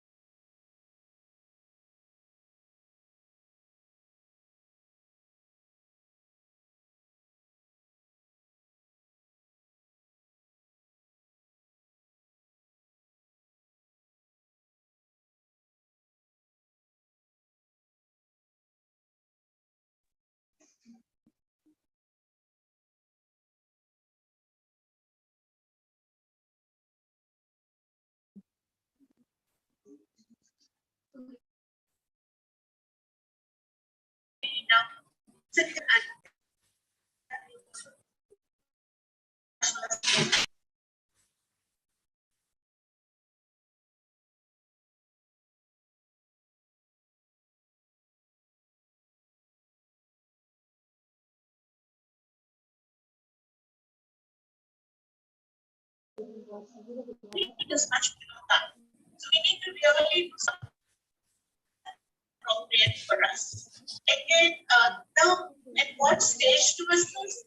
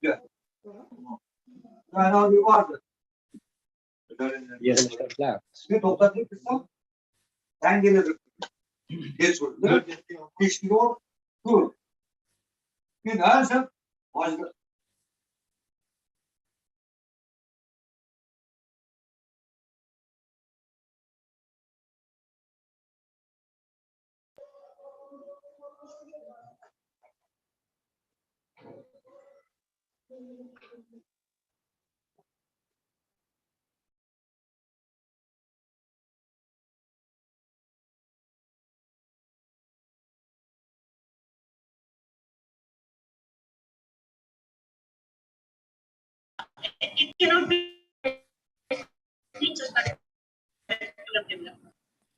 And then, of course, for the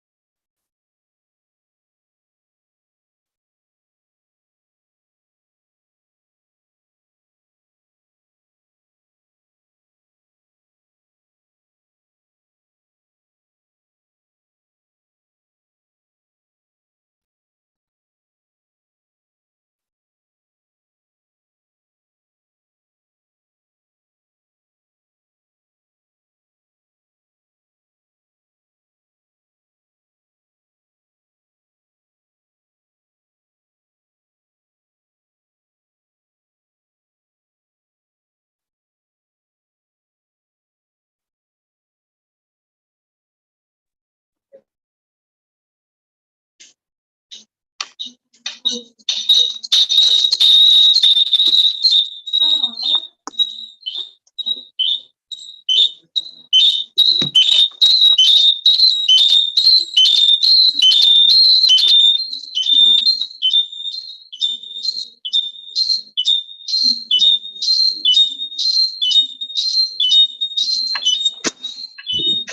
mikrofoningizni o'chirib oling.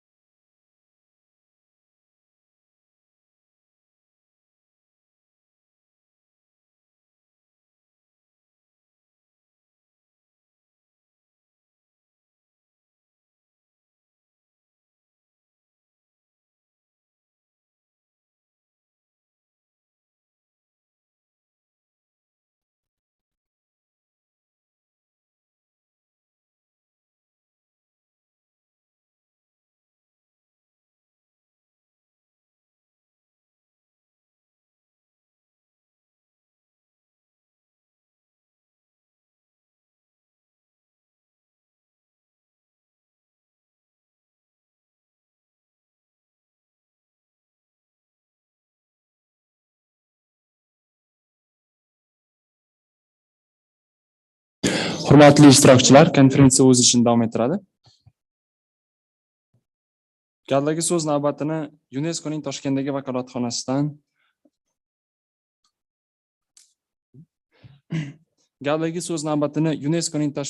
Toshkentdagi vakolatxonasidan Baxtiyor aka Namozovga bersak, ular ham assessment bo'yicha UNESCO tomonidan olib borilayotgan loyiha haqida demak prezentatsiya qiladilar.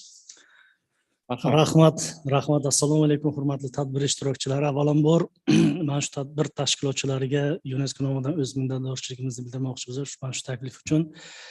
Chunki ta'limni baholash mavzusi bu juda aktual, ta'lim sifatini ta'minlashga doir bo'lgan juda aktual masala.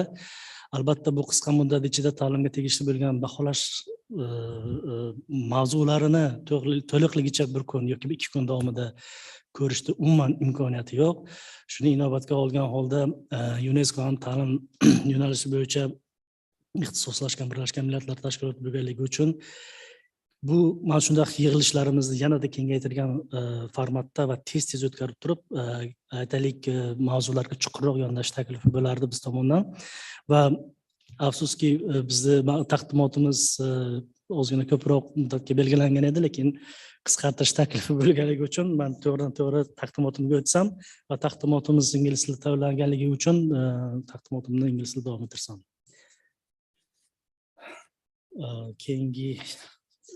Can we go to the next slide? So UNESCO monitors all the member states how they conduct the large-scale assessment in the countries, and they analyze and they monitor how they use the results of the learning assessment, large-scale learning assessment in the policy making and improving the education sector. So why large-scale assessment of students' learning are needed? So the UNESCO responds in a way that this will help to gauge the performance of education system and compare with other countries, how other countries are performing in terms of delivery of education. And also, taking part in these large scale assessments will reveal various challenges and issues like challenges related to teacher quality, school environment, infrastructure, how parents are engaged in supporting their children for social-emotional health of learners. And also, large-scale assessments will help to refine the educational policies and strategies. We know that the countries develop quite a lot number of policies and strategies, but we don't know how much they are effective in a way to increase the quality and relevance and equity of education. So also the learning large-scale assessments are increasingly used for the excellence and quality in education. So the main focus here should be the attaining the quality of education should not compromise the equity in education. Next slide, please. So what are the intended use of large-scale assessments? So the UNESCO identifies that the large-scale assessments are often used for multiple purposes. For instance, in Asia-Pacific countries, the frequently intended to ensure the quality of education system is in place. These assessments diagnose system strengths and weaknesses over time through system monitoring. I will give a couple of examples from the Asia-Pacific region, how these countries are translating this large-scale assessment into their country context policies. For instance, Japan. Japan used the Pisa and the Japanese National Assessment Program to develop evidence-based improvement cycle to monitor the quality of its education system over the period of time. So assessments can also be used to ensure the equity in the education system by examining education outcomes for specific subgroups unreached excluded group of learners. Subgroups of interest are often those which have historically experienced educational disadvantages, such as girls, children in rural or remote areas, or children from low socioeconomic areas. For example, in Australia, when Australia participated in Pisa, they used the Pisa results to monitor achievement of differences between students from different socioeconomic background, cultural background to adopt informed policies in education sector. The third aspect that UNESCO identifies as essential is to assessment can also be used for the accountability purposes. Accountability purpose is important, so that quality and education educational quality and equity by reporting assessment outcomes to stakeholders, external and internal results, stakeholders of the education system. For instance, such kind of analysis you can see from the South Korea, for instance, national and large-scale assessments are used to raise the accountability, to use as accountability tool so that teachers and schools can be held accountable for students' learning achievements. Next slide, please. So this is the table how policymakers may use the assessment data. Previous presentation, we revealed that many information can be gathered from these large-scale assessments. So policymakers and the Ministry of Education can use this data for monitoring and policy evaluation, for setting an agenda for the sector reform, and develop the evidence-based informed policies, and also implement these policies by making use of this large-scale assessment. For instance, just a quick example, for Vietnam, for instance, national assessment results were used to monitor students' learning outcomes over a period of time. For 10 years period, Vietnam monitored how their learners, students are performing, so that in order to help evaluate effectiveness of policy initiatives that they introduced for improving the quality of education.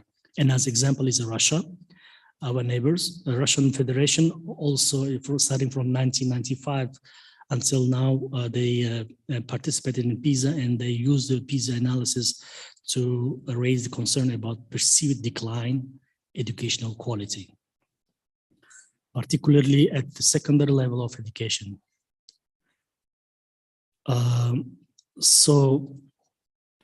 Yeah, another example from Japan on the policy formulation. Pisa result in 2001 showed that Japan had not performed as well as expected in reading literacy, which is the case of Uzbekistan also right now. Consequently, policymakers in Japan legislated an act in 2002, the Fundamental Plan for Promotion of Reading, which required all students in lower and upper primary levels to participate in a daily morning reading session. I think it's a good example of adopting for Uzbekistan case. Next slide, please. So what education policies have been informed by assessment? Large-scale assessment of students most frequently inform the system level policies in the national level. These policies often establish or modify conduct and use of assessment at the system level. For instance, Iran participation in teams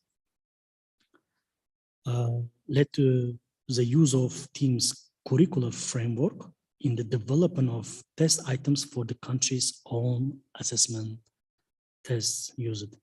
Or Kyrgyzstan example, we have one speaker who will be telling us about the Kyrgyzstan experience, but the Kyrgyzstan lower than anticipated results for Pisa in 2006 and helped to support and inform the government ongoing curricular reform in 2009 and 2010, so that to emphasize on modern skills and competencies, so to improve the students' performances. Another pillar, we can see the resource allocation policies. There are less available evidence that large-scale assessments have impact on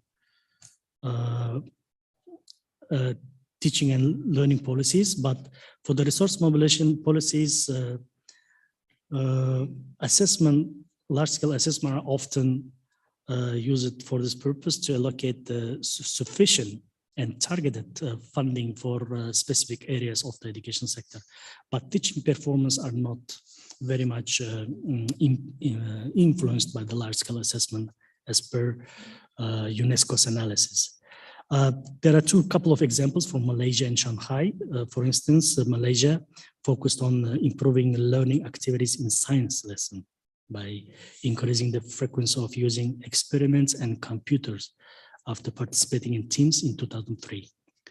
We know that Shanghai is one of the top ranking PISA countries. So Shanghai curricular reform, they started in 1998 and still is ongoing, intense, for teachers to implement more student-centered approach and pedagogies, real-time, real-life experiences, team working, communication, problem solving, these kind of things.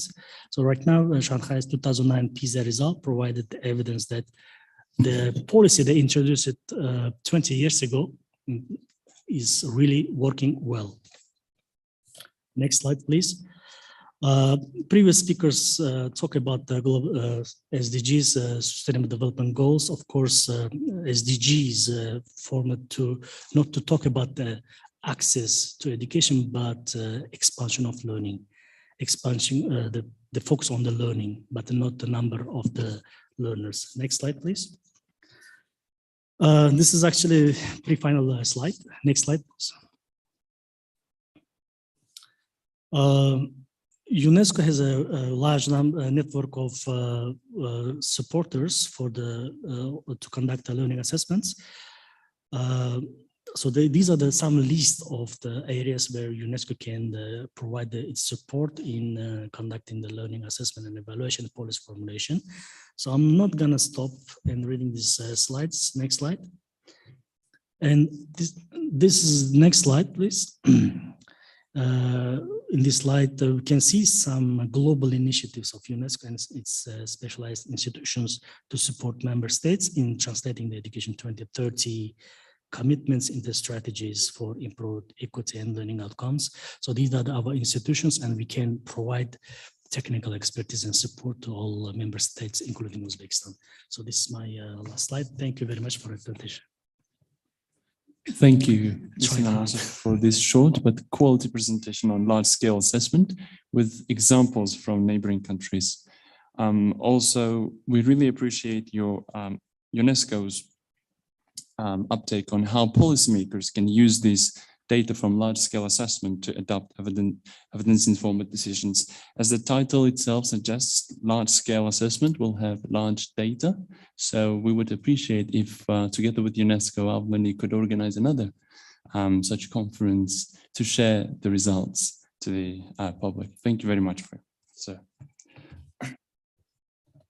Hurmatli tadbir ishtirokchilari, Indiki so'z navbatini ta'lim sifatini nazorat qilish davlat inspeksiyasi huzuridagi ta'lim sifatini baholash bo'yicha xalqaro tadqiqotlar milliy markazi rahbari Abduvali aka Ismoilovga bersak. Marhamat. Assalomu alaykum, hurmatli bugungi konferensiya ishtirokchilari. Good morning, dear ladies and gentlemen.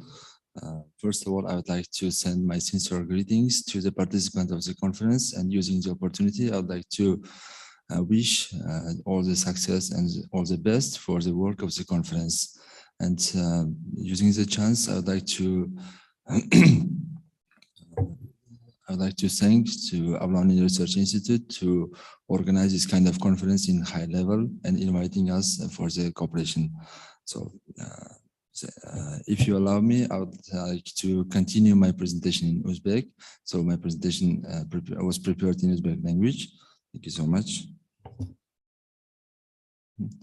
Hurmatli bugungi webinar ishtirokchilari, konferensiya ishtirokchilari, bugungi mana yuqorida xalqaro baholash dasturlari to'g'risida juda ham ko'p qiziqarli va qimmatli ma'lumotlar berib o'tildi.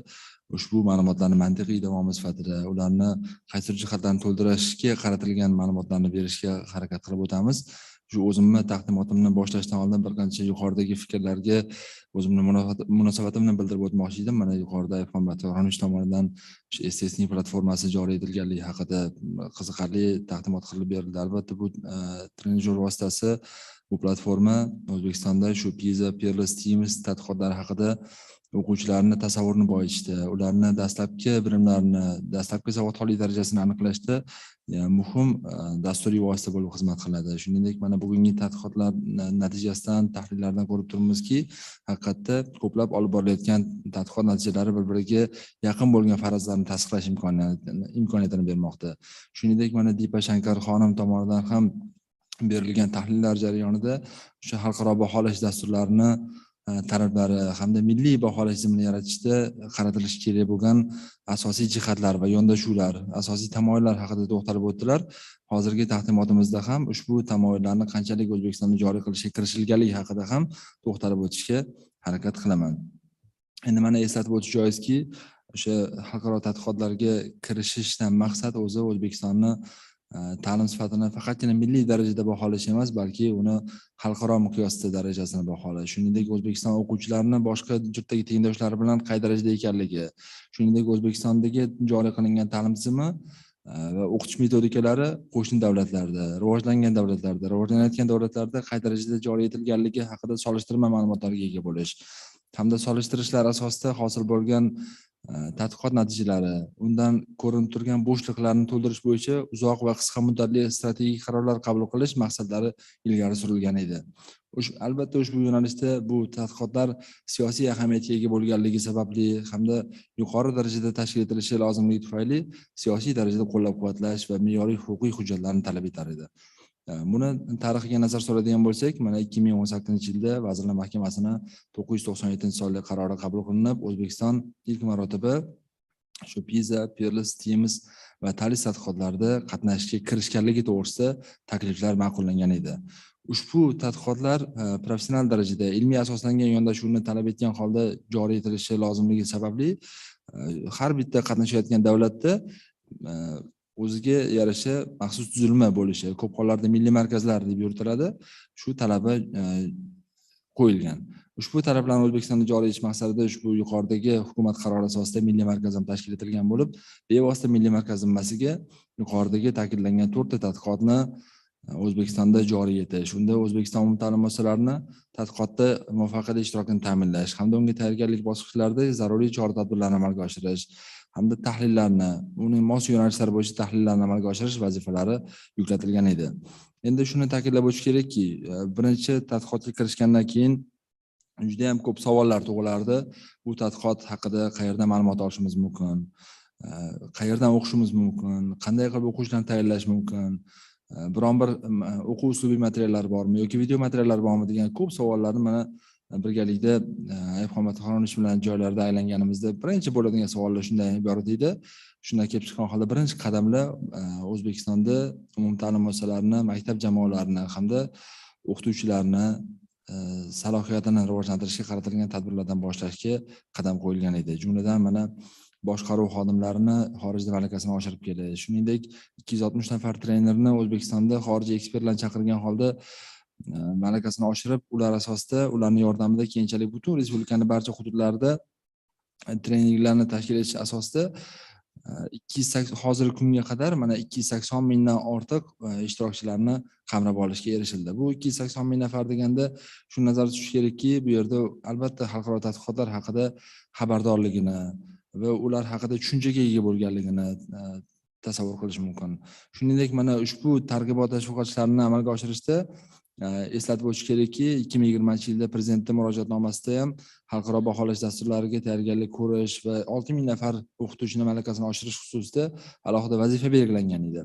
Ushbu vazifadan kelib chiqib, mana Xalq ta'limi vazirligi bilan inspeksiya o'rtasidagi qo'shma qaror asosida 348 ta tayanch maktab belgilangan bo'lsa, hozirgi kunga qadar 348 ta tayanch maktab boshqa o'ziga biriktirilgan 9600 dan ortiq maktablarga muvofiqlashtiruvchi vazifasini bajarib, shu tadqiqotlar doirasidagi ma'lumotlarni ulashish, ularni kaskad usulda boshqa maktablarga yetkazishda muhim bir muassasa vazifasini bajarib kelmoqda. Shuningdek, endi mana ushbu slaydda ko'rib turishingiz mumkinki, tadqiqotlarga tayyorgarlik ko'rish jarayonida biz ikki xil yondashuv asosida olib boryapmiz ishlarni. Jumladan mana hozirgi aytganim butun xalq ta'limi tizimi, keng jamoatchilikning xabardorligini oshirishga qaratilgan tadbirlar bo'ladigan bo'lsa, lekin bevosita asosiy vazifa O'zbekistonda shu 4 ta tadqiqotni xalqaro belgilangan standart asosida joriy etish. Buning uchun maxsus tayyorgarlik, maxsus bilim va tajriba talab etilardi. Bu yo'nalishda ham mana milliy markazdan 14 nafar mutaxassislar hozirgi kunga qadar 10 dan oshiq xorijiy mamlakatda va boshqa 30 ga yaqin xalqaro vebinar va treninglarda qatnashib malakasi oshirildi va maxsus tayyorgarlikdan o'tkazildi. shu kunga qadar ushbu tayyorgarlik asosida olingan bilim va tajriba asosida joriy etish bo'yicha bir qancha ishlar amalga oshirib kelinmoqda. Shuningdek, mana aytishimiz kerakki, baholash bu jiddiy masala, haqiqatda ilmiy asoslangan bir murakkab, o'ziga xoslikka ega bo'lgan jarayon hisoblanib, buning uchun maxsus baholovchilar ham zarur bo'ladi. O'zbekistonda mana 57-12-sonli farmon bilan tasdiqlangan konsepsiyada 2030-yilgacha rivojlantirish bo'yicha bitta narsa alohida ta'kidlab o'tilganki, O'zbekistonda kompetensiyaga asoslangan yondashuv nazarda tutilgan bo'lsa-da, lekin ushbu kompetensiyaga asoslangan baholash tizimi mavjud emasligi dolzarb muammo sifatida qayd etilgan. Mana biz ham qaysidir ma'noda o'zimizni hissamizni qo'shgan bo'lib, shu xalqaro tadqiqot talablaridan kelib chiqqan holda 89 nafar baholovchilarni tayyorlashga erishdik. Bular o'zbek o'quvchilarini faqatgina o'sha bilimini, ishlagan testini to'g'ri yoki noto'g'ri deb emas, balki uni o'quvchida qaysi ko'nikma, qaysi kompetensiya yetishayotganligi yoki qaysi jihatdan ustun bo'layotganligini tizimli ravishda baholashga qaratilgan treninglardan o'tib, mana bizning tadqiqotlarimizda shu kunga qadar baholash jarayonlarida qatnashib kelishmoqda. Shuningdek, mana tadqiqotlarni joriy etishda mana yuqorida Depashankar xonim ham ta'kidlab o'tdilar. Buni birinchi navbatda tashkil etishda standartlashgan jarayonlarga rioya qilish kerak. Standartlashtirilgan jarayonlarda bir qancha rollar mavjud bo'lib, test administratorlari, maktab koordinatorlari va sifat nazoratchilari degan, tarjimonlar, tahrirchilar va ekspertlar degan bir qancha rollar bor. Barcha rollar o'zini vazifasini bajarish uchun ularga maxsus qo'llanmalar, maxsus tayyorgarlikdan o'tishi talab etiladi. Biz ham mana shu kunga qadar 5 ta tadqiqot o'tkazgan bo'lsak, 5 ta tadqiqotda davomida 195 nafar test mutaxassislarni test administratori sifatida tayyorladik. Bu test administratori shunchaki nima deb aytish mumkin, bir so'z bilan aytganda, bular o'sha xalqaro tadqiqot tarafidan kelib chiqqan holda joylarda aynan shu OECD yoki AID tomonidan tasdiqlangan standart asosida jarayonni tashkil etish. Bunda har bitta sinfxonaga kirib borishdan tortib o'quvchi bilan suhbatlashish, o'quvchini tadqiqotga jalb etish, uni testda qatnash jarayonini kuzatib borish hamda uni belgilangan vaqtlarga rioya qilinishi, oradagi tanaffuslarga rioya qilinishi hamda so'rovnomalarga bo'lgan so'rovnomalarni ishlash jarayonlarida nazorat qilib borish kabi bir qancha vazifalar yuklatilgan. Bu vazifalarni asosida test administratorlarini tayyorlashi butun dunyoda bo'layotgan, mana yuqorida aytib o'tildi, 90 ga yaqin mamlakat qatnashayotgan bo'lsa, 90 ga yaqin mamlakatda jarayonlar bir xil yondashuv, bir xil qarash, bir xil mezon, bir xil o'lchov asosida o'tayotganligini ta'minlashga xizmat qiladigan bir tayanch mas'ul mutaxassis hisoblanadi. Agarki nima uchun xalqaro tadqiqotlarni solishtirma baholash natijasini olishga qaratilgan tadqiqot deb aytiladi? Chunki tarjimadan boshlab turib haligi jarayonlarni barcha bosqichlarni tashkil etishda bir xil yondashuv joriy etilishiga erishish, bu oxir oqibat solishtirma tadqiqotlarni, solishtirma natijani olishga imkoniyat yaratib beradi. Shuningdek, mana bir qancha rollar bajarayotgan paytda albatta ushbu jarayonlar qanchalik standartga rioya qilgan holda o'tkazildi. Buning uchun sifat nazoratchilari, milliy sifat nazoratchilari va xalqaro sifat nazoratchilari degan dasturlar joriy etiladi. Biz ham mana shu kunga qadar 193 nafar mutaxassisni sifat nazoratchisi sifatida tayyorladik va tadqiqotlarda kuzatib borishdi. Bular maxsus bilimga ega bo'lgan kuzatuvchi sifatida borganligi o'sha tadqiqotni har bir qadamida qanchalik rioya qilinayotganligi xususida o'zini fikrini tizimli ravishda qaydnoma qilib va hisobot tariqasida taqdim qilishi va ularning hisobotlari oxir oqibat tadqiqot natijasi qanchalik ishonchli bo'ldi, bunga qanchalik ishonish mumkin va uni tadqiqotning natijasini boshqa strategik qarorlar qabul qilishda foydalanish mumkinligi yoki yo'qligi xususida xulosa olishda yaqindan yordam beradi. Endi albatta mana ushbu bir qancha mutaxassislarni tayyorlash, keng jamoatchilikni salohiyatini rivojlantirish to'g'risida gapirdik. Buning uchun o'quv uslubiy qo'llanma va kerakli adabiyotlar va kerakli yo'riqnoma qo'llanmalar bo'lmasa, bu barcha harakatlar zoye ketishi mumkin. Shu kunga qadar barcha tizim uchun mana Milliy markaz inspeksiya rahbarligida A.Avloniy ilmiy tadqiqot instituti bilan yaqindan hamkorlikda Xalq ta'limi vazirligi, hududiy boshqarmalari hamda shu tadqiqotga qiziqib borayotgan tayanch maktablarni mas'ul va yaxshi tajribali mutaxassislarni jalb qilgan holda 35 ga yaqin qo'llanmalar ishlab chiqildi. Bu qo'llanma faqat shunchaki son emas, balki har bittasi ichida matematik savodxonlik, o'qish savodxonligi, tabiiy ilmiy savodxonlik, kreativ fikrlashni baholash hamda rivojlantirish, shuningdek boshlang'ich sinf o'quvchilarida o'qib tushunish, talqin qilish, xulosa chiqarish, ma'lumotlarni o'zaro bog'lash ko'nikmalarini qanchalik rivojlanganligini baholash va rivojlantirish bo'yicha bir qancha ma'lumotlar, qimmatli ma'lumotlar berilgan qo'llanmaga aylanib bordi.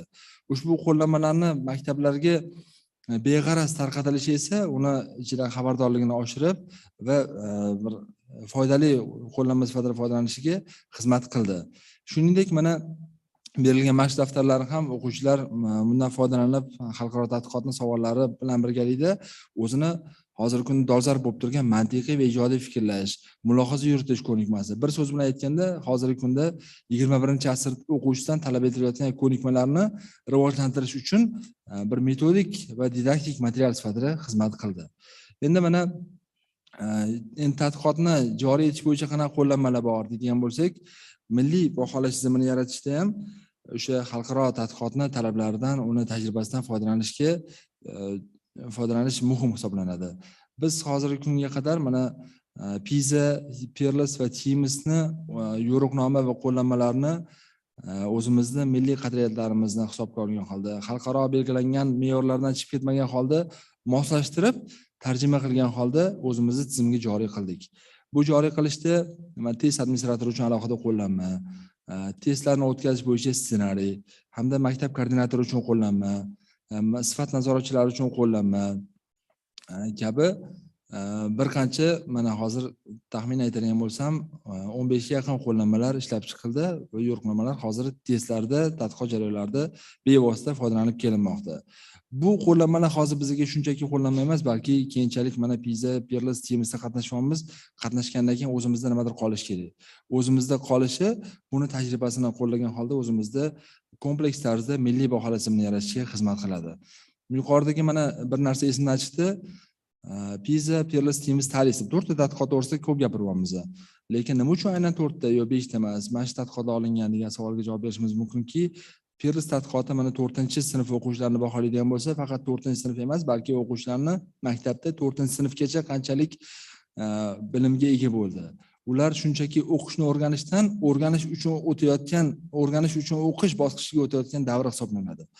Teams esa birinchi bosqich sifatida 4-sinf o'quvchilarini, shuningdek ikkinchi bosqichda o'quvchilarni 4-sinfdan 8-sinfgacha egallagan bilimi qanchalik bo'lganligini, qanchalik o'zgarishga erishilganligini baholaydi. Shuningdek, Pisa tadqiqoti esa 15 yoshli o'quvchilarni bir so'z bilan aytamiz-ku, lekin unda asosan obyekti 7-sinfdan 11-sinfgacha o'qiyotgan o'quvchilarni shu erishgan natijalarni, ta'limda yutuqlarni, ularni bilimlarni amalda qo'llash ko'nikmasi qanchalik rivojlanganligini baholaydi. Mana shuningdek har uchala tadqiqot shu bilan birga ta'lim tadqiqoti so'rovnoma asosida umuman boshqaruv va ijtimoiy muhitni o'rganadigan bo'lsa, bu 4 ta tadqiqot bir jamoa sifatida, jamoaviy tadqiqotlar guruhi sifatida umumiy o'rta ta'lim tizimiga boshidan oxirigacha baho berish hamda xalqaro darajada solishtirish imkoniyatini berishi mumkin bo'ladi. Endi mana keyingi slaydimizga o'tadigan bo'lsak, bunda hozirgi kunga qadar o'tkazilgan tadqiqotlar haqida qisqacha eslatib o'tishimiz mumkin. Mana Pisa tadqiqoti bo'yicha biz o'zini tarjima va moslashtirish yo'riqnomasi talablariga rioya qilgan holda hozirgi kunga qadar 600 dan oshiq topshiriqni tarjima qilishga erishdik. Bunda o'zbek tiliga, rus tiliga va qoraqalpoq tiliga tarjima qilindi. Har ko'rib turibsizki, matematik savodxonlik, tabiiy ilmiy savodxonlik, o'qish savodxonligi va kreativ fikrlash kabi yo'nalishlari bor. Shuningdek, mana Peerlessda ham 18 ta matn bo'ladigan bo'lsa, 18 ta matn 300 dan ortiq savollarni o'z ichiga olgan. Bu tadqiqotlar o'sha o'tgan yil joriy etilgan tajriba sinovlaridan foydalanildi hamda asosiy tadqiqotgacha yana boyitib borildi. Shuningdek, so'rovnomalar ham mana 13 nomdagi so'rovnomalar bo'lib, bunda har bitta tadqiqotda Peerlessda ham, Teamsda ham direktor uchun so'rovnoma, o'qituvchi uchun so'rovnoma, o'quvchi uchun so'rovnoma, hattoki ota-ona uchun ham so'rovnoma ishlab chiqilgan edi.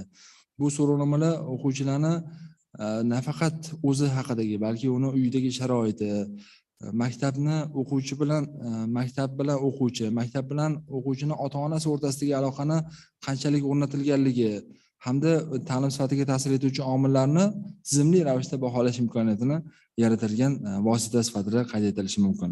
Shuningdek, mana xalqaro tadqiqotlar xususida gapirganimizda Bular davriy ravishda amalga oshiriladi. Buni har yili o'zimiz qolgan paytda o'tkazish imkoniyatimiz yo'q.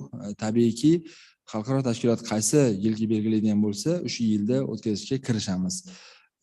Eslatib o'tish mumkinki, mana Pisa har 3 yilda o'tkaziladi. Birinchi sikli oldingisi 2018-yilda o'tgan bo'lsa, keyingisi mana Covid sababli 2022-yilda asosiy sinov o'tishga tayyorgarlik ko'rib turibmiz hozir. Peerless'da o'tgan yili 21-yilda o'tkazdik. Mana hozirgi oldimizda yana Teams tajriba sinovi turibdi. Undan keyingi yil 23-yilda Teams asosiy tadqiqoti hamda 24-yilda ta'lim tadqiqotida qatnashish bo'yicha ham kelishuvlarga erishilgan. Ularning materiallari hozir tayyorlab borilyapti. Endi mana lekin faqatgina 3 yillik davriylarni kutib o'tirmasdan o'zimizda ham uning tajribasidan foydalangan holda milliy tizim yaratishga harakat qildik. Uni barcha uni savollari, topshiriqlari, joriy etish metodologiyasi va boshqalardan foydalangan holda mana Pisani birinchi Pisaga o'xshash milliy tadqiqotni 2019-yilda o'tkazgan bo'lsak, uni ikkinchi raundi sifatida 2020-yilda o'tkazdik. Bunda mana 150 ta maktabni ko'rib turibsiz. 150 ta maktab 10 mingta maktab ichida hech narsa emas-ku deb aytishingiz mumkin. Lekin bu tadqiqotlar shunisi bilan ahamiyatliki, yuqorida Dipashankar ham yaxshi narsani ta'kidlab o'tdilar. Tadqiqotni o'tkazayotgan paytda uni yo'nalishini, yondashuvini tanlash muhim. Barcha maktablardan olinadimi yoki tanlab olingan maktablardanmi? Bu milliy darajadagi milliy baholash tizimi asosida olinadigan tadqiqotlar shunisi bilan ahamiyatliki, uni tizimli tanlab olingan maktablar asosida olinishi bir qancha afzalliklarga ega. Jumladan, unda tasodifiy tanlov deb ko'pchilik eshitgan bo'lishi mumkin. Tasodifiy tanlov tizimi bor, lekin tasodifiy tanlov tizimi ham bir qancha yo'nalishlarga va turlarga bo'linadi. Jumladan, tizimli tasodifiy tanlov, stratifikatsiyalangan tasodifiy tanlov bo'ladigan bo'lsa, biz o'zimizning tadqiqotlarimizda stratifikatsiyalangan tanlov usulidan foydalandik. Bu nima degani? Stratifikatsiyalangan tanlov usuli O'zbekistondagi umumta'lim maktablarini guruhlarga ajratgan holda uni tanlov ramkasini shakllantirish. Unda barcha turdagi nafaqat umumta'lim muassasalari, balki shu 15 yoshdagi o'quvchilarni qamrab olishi mumkin bo'lgan ixtiyoriy ta'lim muassasasi boshqa vazirlik huzurida bo'ladimi yoki harbiy ta'lim muassasasi bo'ladimi, ijod maktablari bo'ladimi, ixtisoslashgan maktab bo'ladimi, nodavlat ta'lim muassasalari bo'ladimi, barchasini qamrab oladi va stratifikatsiyalangan tasodifiy tanlov asosida ularni tanlab olinishi, namuna olinishi barcha maktablarning vakillarini reprezentativlik asosida tanlab olishga, erishishga imkon beradi. Va shu 150 ta maktab olingandan keyin ilmiy asoslangan holda shuna xulosaga kelish mumkinki, bu maktablar barcha qolgan 10 mingta maktabning vakili sifatida butun O'zbekiston tizimiga baho beradi degan xulosaga kelishga yordam beradi. Endi shuningdek, uzr, agar sal nima Aha, tushunarli. Vaqtimiz ozgina. Hop. Keyin mana yana bitta narsa, unda taqdimotimizni qisqartirishga harakat qilamiz. Endi oldimizda mana 4 ta tadqiqotdan tashqari dolzarb masala chiqib qoldiki, birdaniga butun dunyo pandemiyaga kirib qoldi. Hech kim kutmagan edi pandemiyani, nima bo'lishini, qachon kelib qolishini. Shu pandemiyaga kirgani butun dunyoda ko'plab o'quvchilarni ta'limdan uzilishga olib keldi. Bu ko'p ijtimoiy iqtisodiy sohalar qatorida ta'limda katta yo'qotishlarga olib keldi. Shu yo'qotishlarni va uzilishlarni baholash ilmiy muammoga aylanib, barcha ta'lim sohasidagi mutasaddilarni ushbu sohada ham tadqiqot qilishga boshladi. Biz ham mana AIE tashkiloti bilan hamkorlikda REDS degan tadqiqotni joriy qildik. O'zbekiston ham qatnashishiga erishdik. Bunda 150 ta maktabdan olgan bo'lsak, mana yaqindagina uni yanvar oyida natijasi ham e'lon qilindi. Jumladan buni natijasi asosida O'zbekistonda shu Covid paytida pandemiya uzilishi sababli o'quvchilar qanchalik o'zini maktabdan uzilib qoldi, o'zini qanchalik his qildi, o'qituvchilarda qanaqa jarayonlar kechdi, maktablarda qanaqa o'zgarishlarga olib keldi, umuman ta'lim tizimidagi boshqaruv va o'qitish metodikasida qanchalik o'zgarishlarga turtki bo'lganligi haqida bir qancha ko'plab qimmatli ma'lumotlar olishga erishdik. Endi hozir bugun uni natijasini men aytib bera olmayman, chunki vaqtimiz qisqa. Shuningdek, mana bu REDS tadqiqoti bilan birgalikda Learning Loss, ta'limda yo'qotishlarni baholash tadqiqoti ham mana Jahon banki bilan birgalikda o'tkazildi yaqinda. Buni farqi shundaki, REDS tadqiqoti so'rovnoma asosida o'tkazilgan bo'lsa, bu ta'limda yo'qotishlarni baholash tadqiqoti bu o'quvchilarning bilimini baholashga qaratilgan bo'lib, yuqorida aytilgan o'sha Teams tadqiqotini talablar asosida 2019-yilda o'tkazilganini mantiqiy davomi sifatida 2 yildan keyingi o'zgarishlarni bir-biriga solishtirish imkoniyatini berdi. Endi hozirgi kunda mana buni tahlillari olib borilyapti. Yaqinda may oyida buni natijalarga bag'ishlangan katta tadbir o'tkazishni reja qilganmiz. Endi men hozir tadqiqot natijalariga to'xtalib o'tadigan bo'lsam, vaqtim ketib qoladi menimcha. O'shanga ruxsat bersanglar shu joyda men to'xtataman unda taqdimotimni, chunki qolgan hamkorlarimizga ana bo'lmasin, ularning vaqtini o'g'irlab qo'ymaylik. E'tiboringiz uchun rahmat. Abdulalik Ismoilov, Milliy markaz faoliyati. Milliy markaz tomonidan xalqaro baholash dasturlari doirasida olib borilayotgan tadqiqotlar va ularning natijalari haqida to'liq ma'lumot berganingiz uchun albatta A.Avloniy nomidagi Milliy tadqiqot instituti nomidan sizga o'z minnatdorchiligimizni izhor etib qolamiz va kelgusida Milliy markaz hamda A.Avloniy instituti o'rtasida yaqindan o'sha hamkorlik olib borilishiga umid qilib qolamiz. Ya'ni agar institutimiz tomonidan ham hamda Milliy markaz tomonidan ham bu borada juda ham ko'p ishlar amalga oshirilyapti.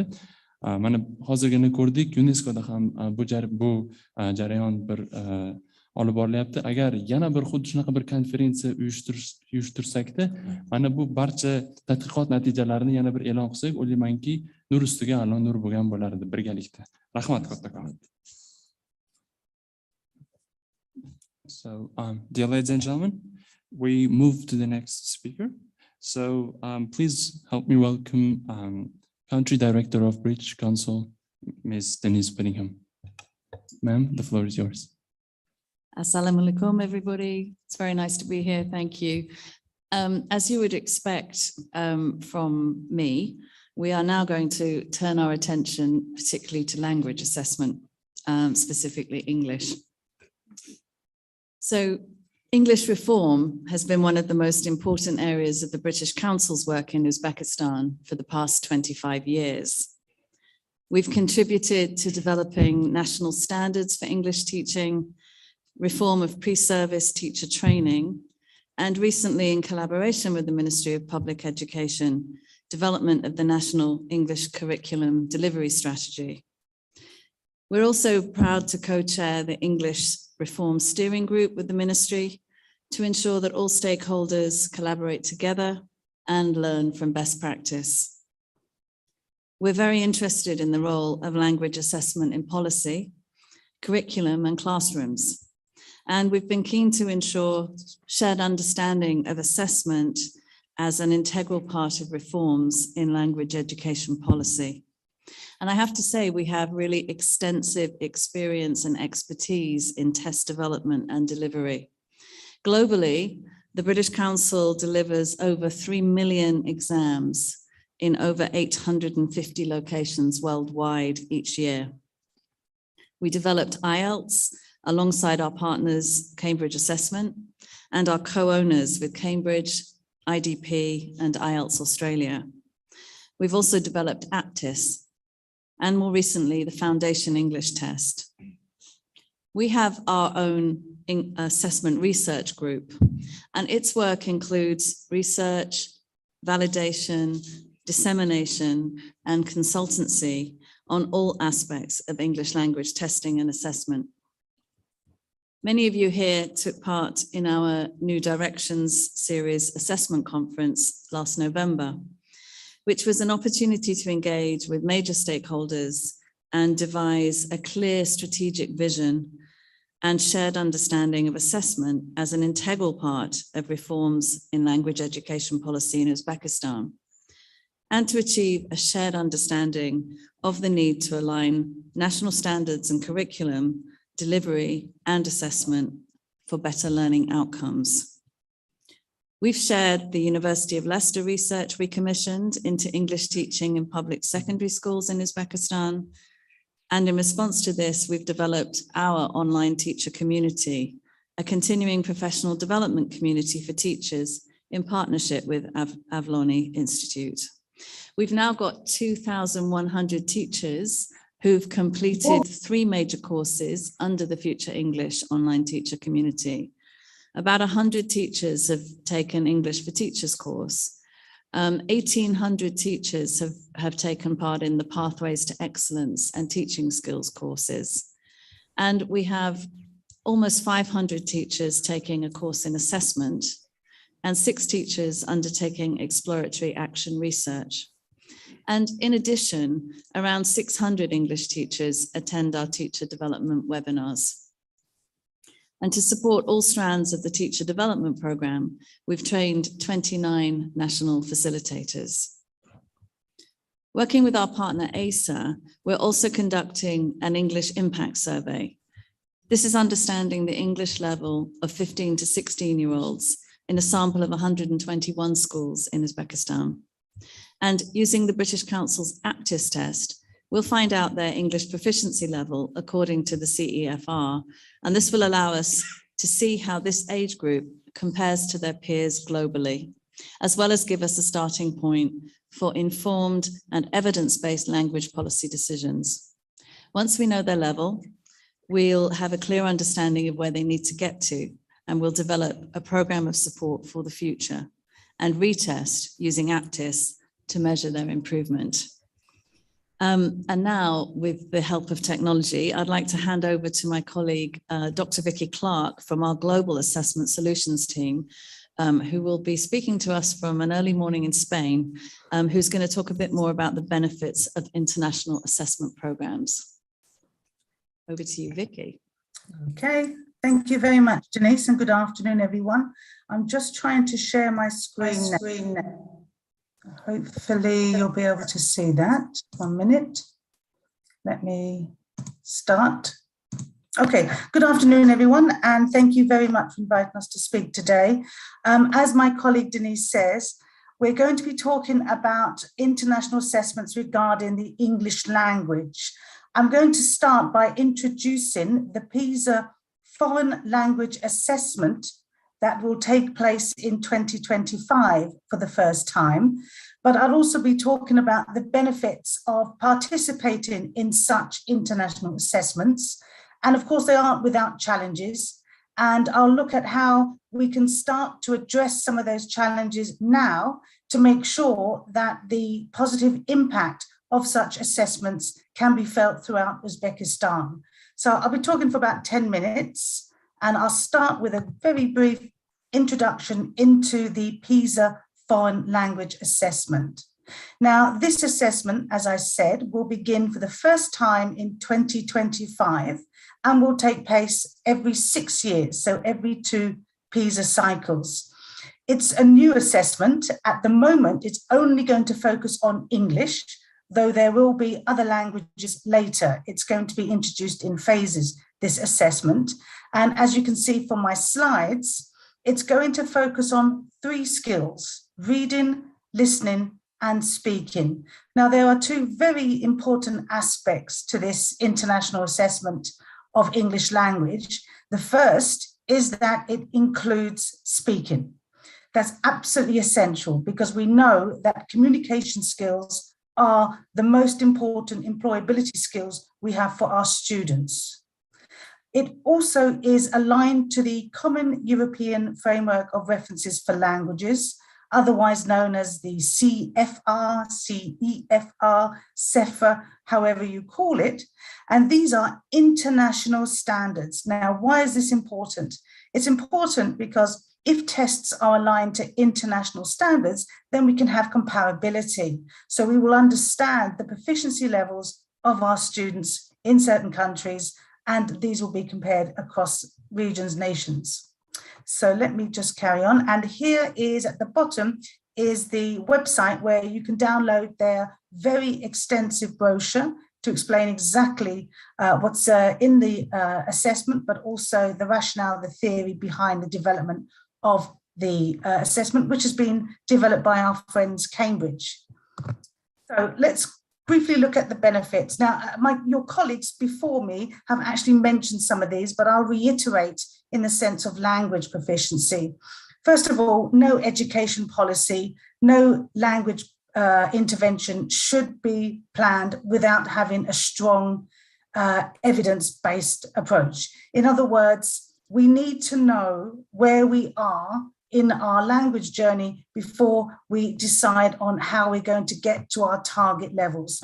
In many countries, we are often asked, how do my high school students get to B1 in English, so an intermediate level? How do my university graduates get to a B2, so high intermediate? And what about my English teachers? They need to be C level, as we know, for example, in Uzbekistan, that's to be the case. Well, that's not the question. The question is, where are you now? And then I can help you on your journey, your roadmap to achieving those targeted aims of proficiency level amongst your students, employees, and teachers. And these types of international assessments, along with all quality assessments aligned to the CFR, are going to help us give us that evidence. Now, the other important benefit of international assessments is the international comparison. Now, this is not about who's the best, who's the worst. This is about who's doing well and what can we learn from them. What are the best practices that we can take from that country, that region, that institution, and bring back to our own? And that's really important because we can learn from others from best practice, and understanding where we are can help us to actually move forward, can drive that move. It identifies strengths and gaps. Now, when we looked at that assessment, just in the last slide, I mentioned it assessed speaking, listening, and reading. Now, these are 3 skills. Later, they will add writing. We don't know when, but at the moment, it's 3 skills. But it's important because I want to know which is the strongest skill, which is the weakest skill. Now, I will make the assumption that in many countries, speaking is going to be the weakest skill. Again, I need evidence to back up that assumption, but based on my understanding and working around the world, speaking is probably going to be the weaker skill. So that means that we can allocate budget to certain training and interventions around those weaker skills to actually get the most quickest benefit we can in language intervention and training in the shortest time. So that's why international assessments are so essential that are linked to the CFR. For me, the most important reason for international assessments is it gets attention. What do I mean? Well, we're talking about it. Your governments are going to talk about it. Your universities are going to talk about it. Your parents and students and teachers and the media are going to talk about results. And that will cause 2 things. That will cause, first of all, the ability for the government to actually spend time, money, and effort on improving language proficiency within the country because everyone is expecting it. Everybody wants it. But also, conversely, it's going to have very high political costs if the governments don't, or if the institutions don't do anything to improve proficiency. So as you can see, there are many benefits, and again, many have been already spoken about by your colleagues, but in terms of language proficiency, these are very important. So what do we do now? Well, I spoke recently to the head of Pisa in Latin America, and she said that her job was about helping governments prepare for bad news and helping governments to prepare for constant bad news every 3 years, every 5 years. So what does that mean? It means that we get the results and then interventions and programs are not implemented or they're not effective, and those bad results remain the next time and the next time. Now, clearly that's not the way forward. So we recommend that we start right now with looking towards that first, possibly not so great news, or not the ones we want in terms of target, but certainly to make sure that the next assessment, so not 2025, but 2031, is a much better news story. And of course, your government has already taken some really great steps forward to do that. With their focus on 4 skills assessment, that's possibly one of the best ways forward in order to try to achieve good results in the near future. But obviously, we also need a lot of teacher support. Again, let's say speaking is the weakest skill, again, let's say, then we need a lot of support for teachers in the teaching and assessing of speaking.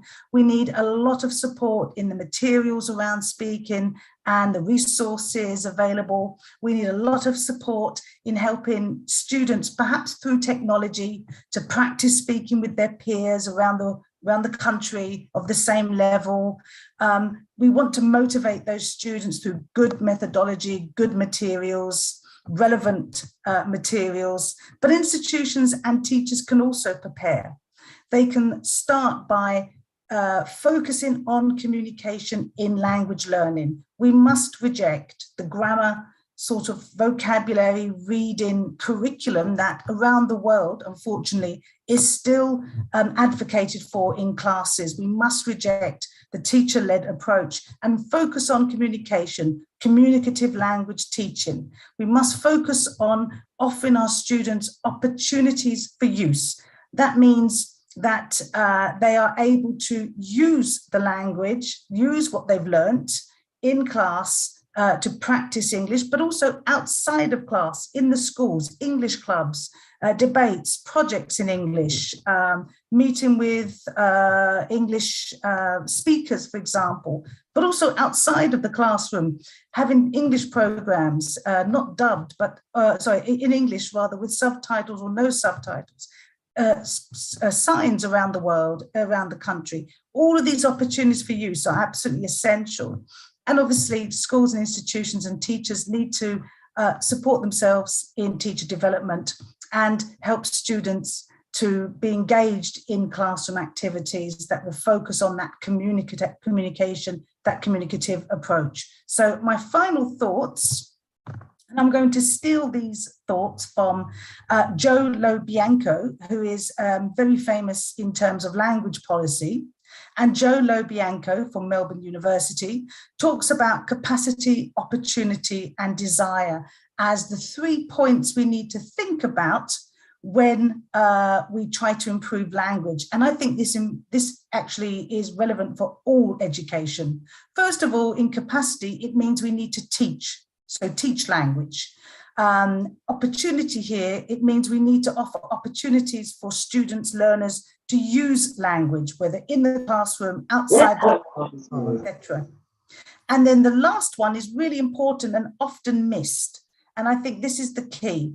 We need to motivate learners to be good learners and to want to be good English speakers. If the student is not motivated to learn English, does not see the relevance of what is being taught in the classroom and how they're going to use English in later life, in academics or professional life, social life, then they will be not motivated. So the best teachers, the best materials, the best resources will not help to improve student outcomes. So it's that combination we need to focus on.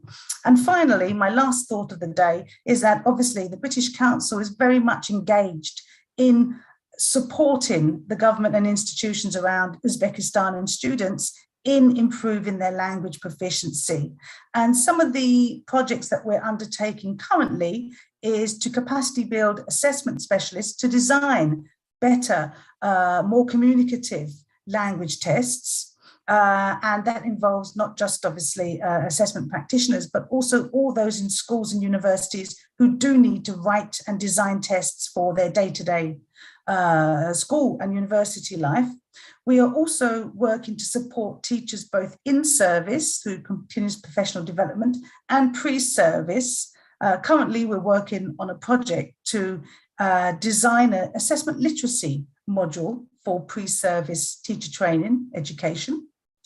And finally, we also build networks and connections. We organize events, and we'll be hopefully setting up a special interest group in assessment in language, as well as reading groups and other network building activities so that we can learn from each other, share best practice, and also make sure that any outcomes from assessments, international assessments, will reach the student. So there's positive impact will reach the student, the persons obviously we're most concerned with for these international assessments. So I'm going to leave it there. I think my time is up. So thank you very much for listening.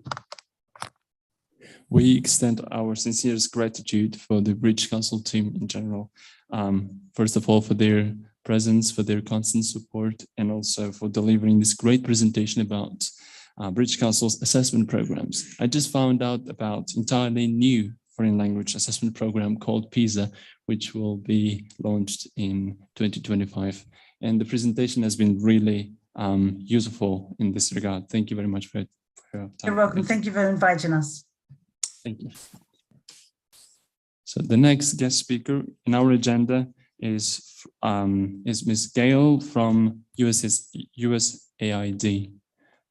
So I believe our guest is going to connect with us online.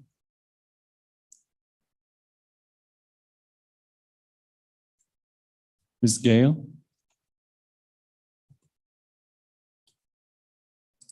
Hello, good morning, everyone. Hi, floor is yours, ma'am. Thank you very much. Can you see my screen? Yes. Okay, wonderful. Thank you very much. So good morning. My name is Gail Simon. I am the practice area leader for education at Management Systems International. And I am the team leader for the Uzbekistan Assessment System Landscape Review, which we conducted on behalf of USAID. Mrs. Nilufar Bayeva, who is participating in this conference today, is our senior subject matter expert and researcher, and Mrs. Eleonora Menglieva, our researcher. We would like to thank the Ministry of Public Education, the State Inspectorate, the State Testing Center, and the Center for the Assessment of Knowledge and Skills for their guidance and contribution to this review. For our agenda today, we will focus on the purpose and focus on the okay, thank you. We will focus on the purpose and of this review, as well as the methodology that we used. We will provide you a brief summary of our findings and recommendations, including a quick review of the structure of the national assessment system in Uzbekistan, the enabling context, the quality of the assessments, and the coherence of the assessment. And we will provide a few recommendations. I would really encourage everybody to review a very comprehensive report that we have in both English and Uzbek, and more details on that report will be provided shortly. So what was the purpose of this review? The Ministry of Public Education requested assistance from USAID for the new Center for the Assessment of Knowledge and Skills, which was decreed in October 2020. After consultations between USAID, the ministry, and the center, it was decided that a landscape analysis would serve to develop a better understanding of the overall state and landscape of learning assessments in Uzbekistan. In addition, we believe that doing a landscape analysis would allow us to support recommendation for sustainably strengthening the overall system, as well as making recommendations for positioning the new center within the existing assessment landscape. Our methodology we used 3 phases in our methodology and really used the analysis of national learning assessment systems, NLAS framework, which was developed by the Global Partnerships for Education, as well as ACER Australia. The NLAS focuses on 3 key aspects of learning assessment systems, including the enabling context, which looks at legislation and policies, institutional arrangement, government structures, funding, the quality of the assessment programs administered, including national and international large-scale assessments, examinations, and classroom-based assessments, and also takes a look at the coherence of the assessment system with regard to learning standards, the curriculum, education system structure, the education priorities, and system-level data use. A 3-phase approach included a literature review on international and regional best practices in student learning assessment systems, as well as current practices in Uzbekistan.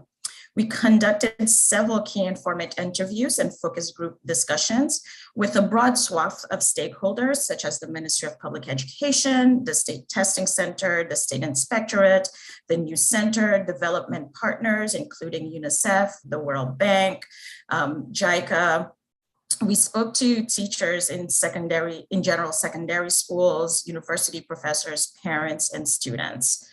The team conducted 24 interviews and 6 focus group discussions, which included 27 stakeholders. And finally, our finding report provides findings, conclusions, and recommendations on how to strengthen the overall national assessment system and an action plan for the new center. So the national assessment system in Uzbekistan, as mentioned previously, our team consulted with many of the entities doing assessment in the country. We examined the work of all the entities to get a whole picture of the system rather than just focusing on specific aspects only. And as discussed by others here today, an effective national assessment system provides different kinds of information at different times to different users, and therefore requires different types of assessments with different purposes to meet the needs of all stakeholders. An effective assessment system on student performance levels to monitor progress towards standards, evaluate the effectiveness of current policies, and drives decision-making at all levels of the system. In Uzbekistan, classroom-based assessments are conducted by the Ministry of Public Education, examinations by the state testing center, and large-scale international assessments will be conducted by the state inspectorate, as we heard today. However, there is no national assessment. Our team found that there is a lack of publicly available student performance data, which really raises concerns about the efficacy and the efficiency of the learning assessment system. So when we use the endless and its definitions and the 3 dimensions that I had spoken about very briefly earlier, we found that the government of Uzbekistan has partly achieved the enabling context. The government has issued several decrees that call for modernizing the assessment system so that it meets international standards. However, there are important gaps between these policies and implementation practices, and there is a lack of coordination and collaboration between governmental agencies conducting assessments, which puts a real strain on limited human, institutional, and financial resources that are available.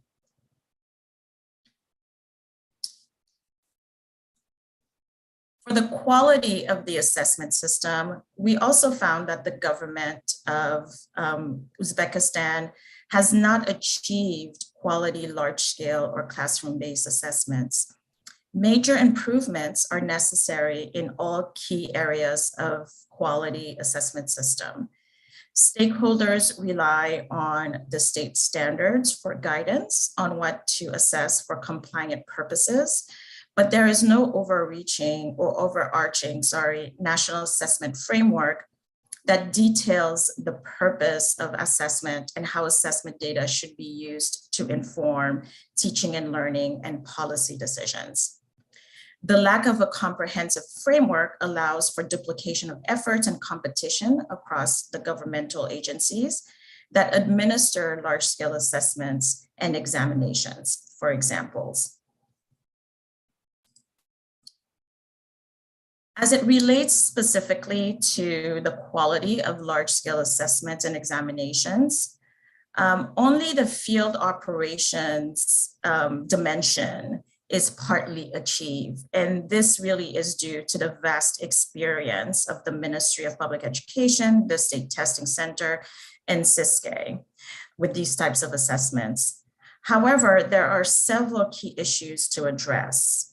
First, there is a lack of capacity defined with 4 key elements. First, having skilled staff in assessment, having sufficient staff in assessment, having the right mix of staff, meaning that you have experts who can do items development, but also experts who can do the analysis and who can do the administration of the test. And also the ability of all these institutions to retain staff once they've received proper training. Second, technical reports describing the tool's development process, item statistics, psychometric properties of assessment tools, how assessment data are used, etc. Those are not publicly available. And third, data from learning assessments are not used at the school, local, or system levels. We could find no evidence of the government of Uzbekistan using assessment data from the STC or SISKE for policy decisions. Regarding the quality of assessment at the classroom level, it is still unclear if and how well teachers use classroom-based assessment results to inform teaching and learning. What we also have learned is that teacher pre-service and in-service training programs do not include assessment literacy courses, nor are classroom-based guidelines for assessment provided to teachers outside of textbooks and student workbooks. We also understand from a lot of our respondents that there are a lot of efforts to remedy this, and we would urge the entities to move forward with that, as assessment literacy of teachers is quite critical. And finally, our findings suggest that the coherence of the assessment system is not achieved. None of the 4 key areas from the NLS, including learning standards and curriculum, education system structure, education priorities, and system level data use, as defined by the NLS and how they relate to assessment specifically, are not achieved. The role of existing assessments in Uzbekistan is unclear and not fully aligned with the education structure. There is no balance between the types of assessment used for different purposes, nor are there contextual data available to support the interpretation of assessment data. And so I was very pleased to hear that contextual questionnaires are being used with the international assessments that will be conducted, because those types of data are very key to interpreting assessment results. And as mentioned previously, there is no evidence of the use of assessment data at the system level for policy decisions.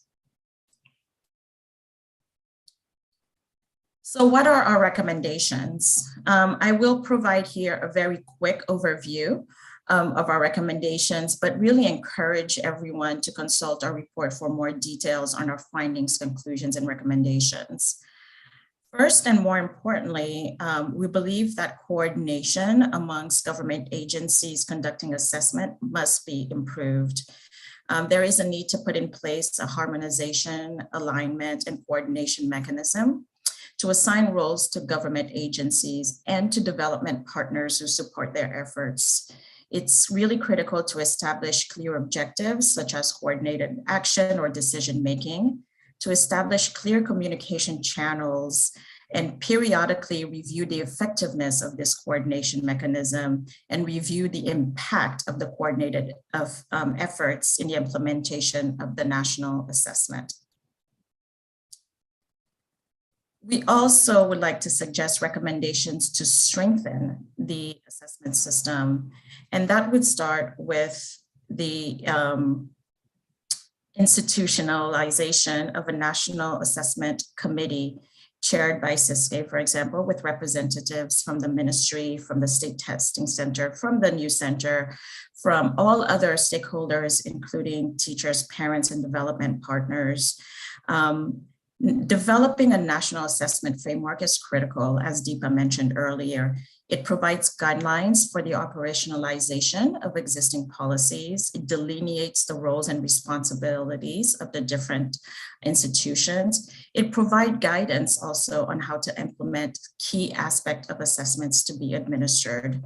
It's also very critical to develop a detailed implementation plan for this national assessment framework that includes the funding options, the plans for technical support to each institution, approaches to collaboration and coordination between the governmental agencies and the development partners. We also believe that there is a need to develop national benchmarks using national assessment data to support the interpretation of results and to report results both at the national level, but also at the global level, for example, with the SDG 4.1.1. We also believe that there is a need to ensure appropriate staffing levels and expertise at each institution in all key aspects of assessments, as I mentioned before, and develop guidelines for classroom-based formative and summative assessment. And also, as mentioned earlier, provide training and assessment to improve teachers' assessment literacy. And finally, we do provide recommendations for an action plan for the new center. So this is a very broad outline. It's not very specific, but it provides options for the gradual increase in the capacity of the center to implement a national assessment and suggest a timeline. Yes, I just wanted to remind you about that. Yes, this is the last slide. Thank you. And suggest a multi-year timeline for rolling out the national assessment. So for example, we suggest that year 1 be considered a strategic year for planning, and that by year 3, the center implement the first national assessment in at least 1 grade and maybe 2 subjects. And by year 6, that the center implement the second national assessment in more grades and more subjects, as recommended by the National Assessment Framework. Thank you very much. Thank you very much for you as well. The next presenter is Ms. Jerry Burkholder, Chief of Party, RTI International. Please, ma'am, the floor is yours. Thank you very much. In my presentation, do I have a slide deck? Yes, we have EGMA ICRA. We'll just go to the overview.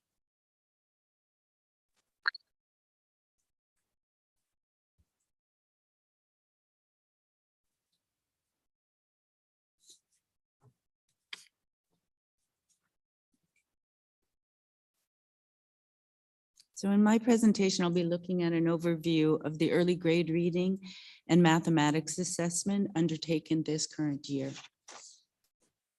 For this presentation, I'll cover 4 topic areas. Just first, the general introduction into early grade reading and early grade math assessments, the importance of these assessments for Uzbekistan, the status of this implementation, and the next steps in the assessment process.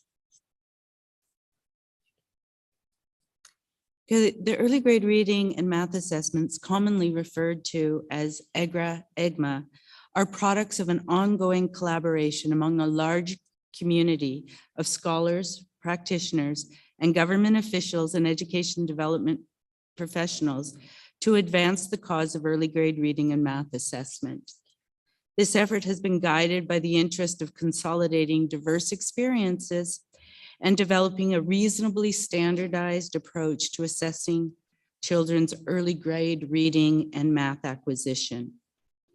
Work began in 2006 and 2008, respectively, under the leadership of the United States Agency for International Development, which charged RTI International with creating a simple, valid, and reliable tool for measuring reading and math performance in the early grades.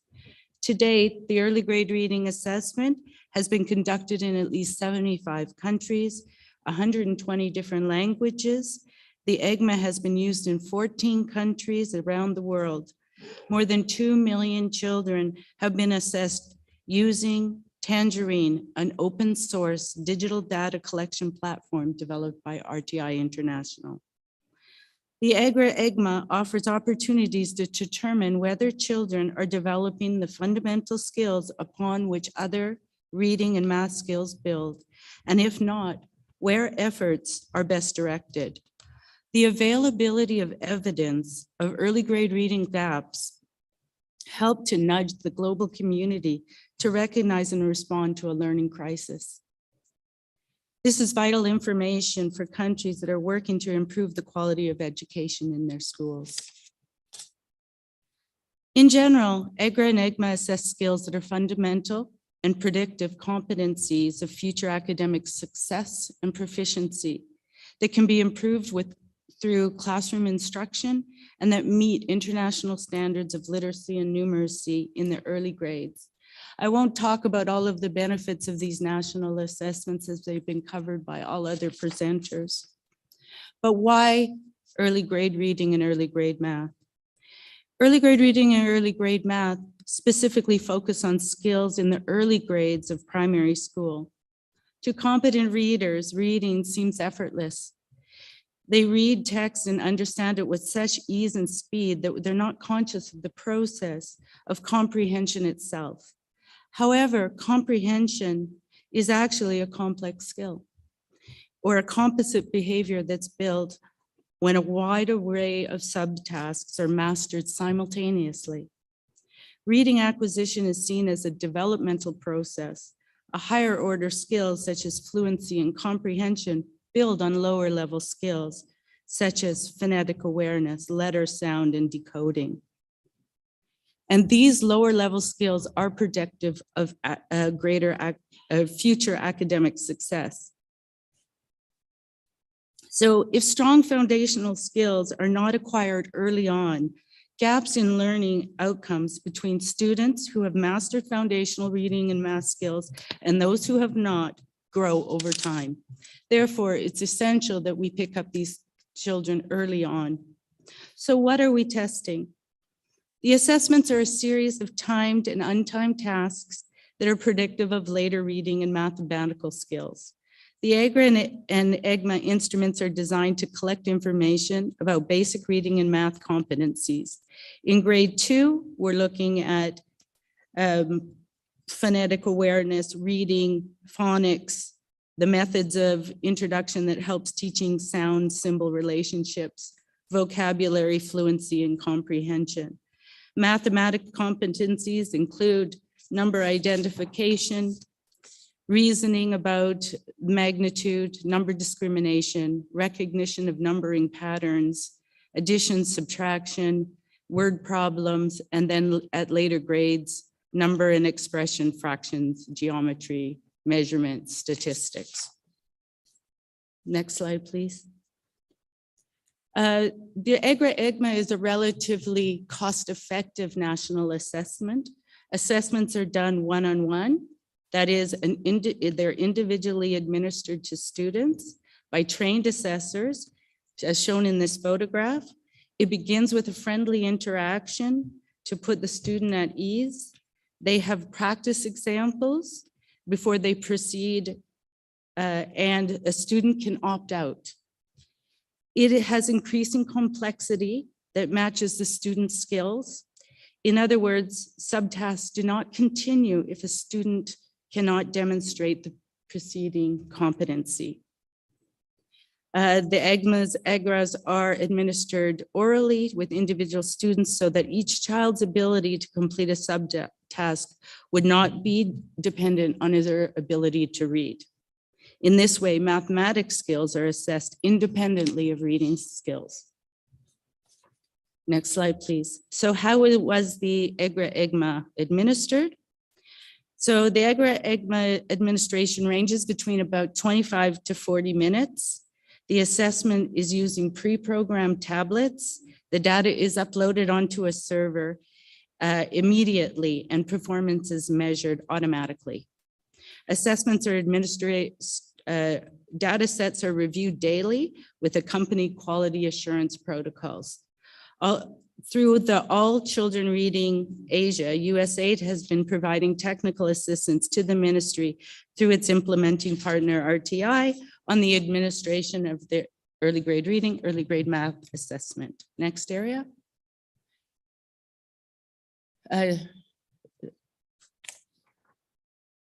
Okay. So this is important for Uzbekistan because it's been the first national assessment in the early grades. It will stand as a baseline. It's a baseline in which we can develop outcome reporting as we move forward, and it will identify areas and strengths and weaknesses in which we can provide very targeted teacher advice for practice in the classroom. Where we are now, I won't go into the research next. Yeah. So accomplishments to date. So we've nationalized the EGMA for Uzbekistan. We adapted the materials. We piloted those testing tools in 2019. We adjusted the tools. We trained the master trainers and then assessors, and data collection took place November 15th to December 14th of this year. Next slide, please. So 937 schools were randomly sampled. 20 students per grade per school were selected. A total of 21,194 girls and boys were selected. The sample is representative of national level results by language, region, urbanicity, and gender. The sample schools are the sample is cost effective, as I said, and reliable. The sample was pulled from a public schools total sample of 9,850 schools. In addition, 224 assessors were trained along with 20 master trainers. Next. The assessment looked at 7 languages as listed here. Next. So what are our next steps? We will be presenting the data of the national assessments within the next few weeks. I've seen some of the early data and I'm very excited about it. I'm sure all of you will be as well. We'll wait till the April dissemination results and some actions. Next slide. I'd like to also say that we have this opportunity to now use this data as a baseline to the mathematics and ULA intervention. As everyone is aware, under the Uzbekistan Education for Excellence program, we are developing early grade reading, math program, and Uzbek program. We'll be piloting in 1,000 schools in Siradaya and Namagan in the next coming academic year. And we'll be using this baseline to conduct a end-line assessment on the investment made to develop standards, scope and sequencing, new teaching materials, and using the same assessment to measure the impact of these programs. And we'll be measuring against a control that is using another set of materials. So we look forward to also presenting those findings to you in 2023. Thank you very much for your attention. Huge thanks to RTI team, especially to Ms. Jerry Burkholder. I guess she did a great job despite the technical issues we've experienced. Thank you, ma'am. So our next presenter is Mr. William O'Rourke, the head of American Councils Uzbekistan. Sir, over to you. Good afternoon, everyone. On behalf of American Councils, we'd just like to thank the Ministry of Public Education, A.Avloniy, the State Inspectorate, and UNICEF for hosting us this afternoon. With me on the line is our Director of Education Services and Assessment, Dr. Todd Drummond. Dr. Drummond has worked with American Councils for several years. He has expertise in international assessments, and he would like to share some of his findings from Pisa testing that had been conducted in Kyrgyzstan. So I will turn and I will cede my time to Dr. Drummond. I believe his presentation will be in Russian, so just everyone should be aware. Thanks. Thank you, sir. Dr. Drummond? Yes, there we go. Thank you very much. Спасибо большое всем. But we cannot hear you yet. Hello, can you hear me now? Hello? Can you hear me now? Yes, Hello? sir. Hello, Okay, yes. great. Actually, thank you for having me, and thanks A.Avloniy Institute for the invitation and the opportunity to present. I'm actually going to change my presentation to make it a lot quicker and more efficient and to avoid duplication about a lot of what has been said about Pisa up to this point. Can you see my slides okay? Yes, sir. Okay, great. And I'm gonna do this in English, and I'll try to wind it down in 10 minutes because I see that we're pretty far behind schedule. So as Will said, I had an opportunity to work with the implementation of Pisa in Kyrgyzstan in 2006.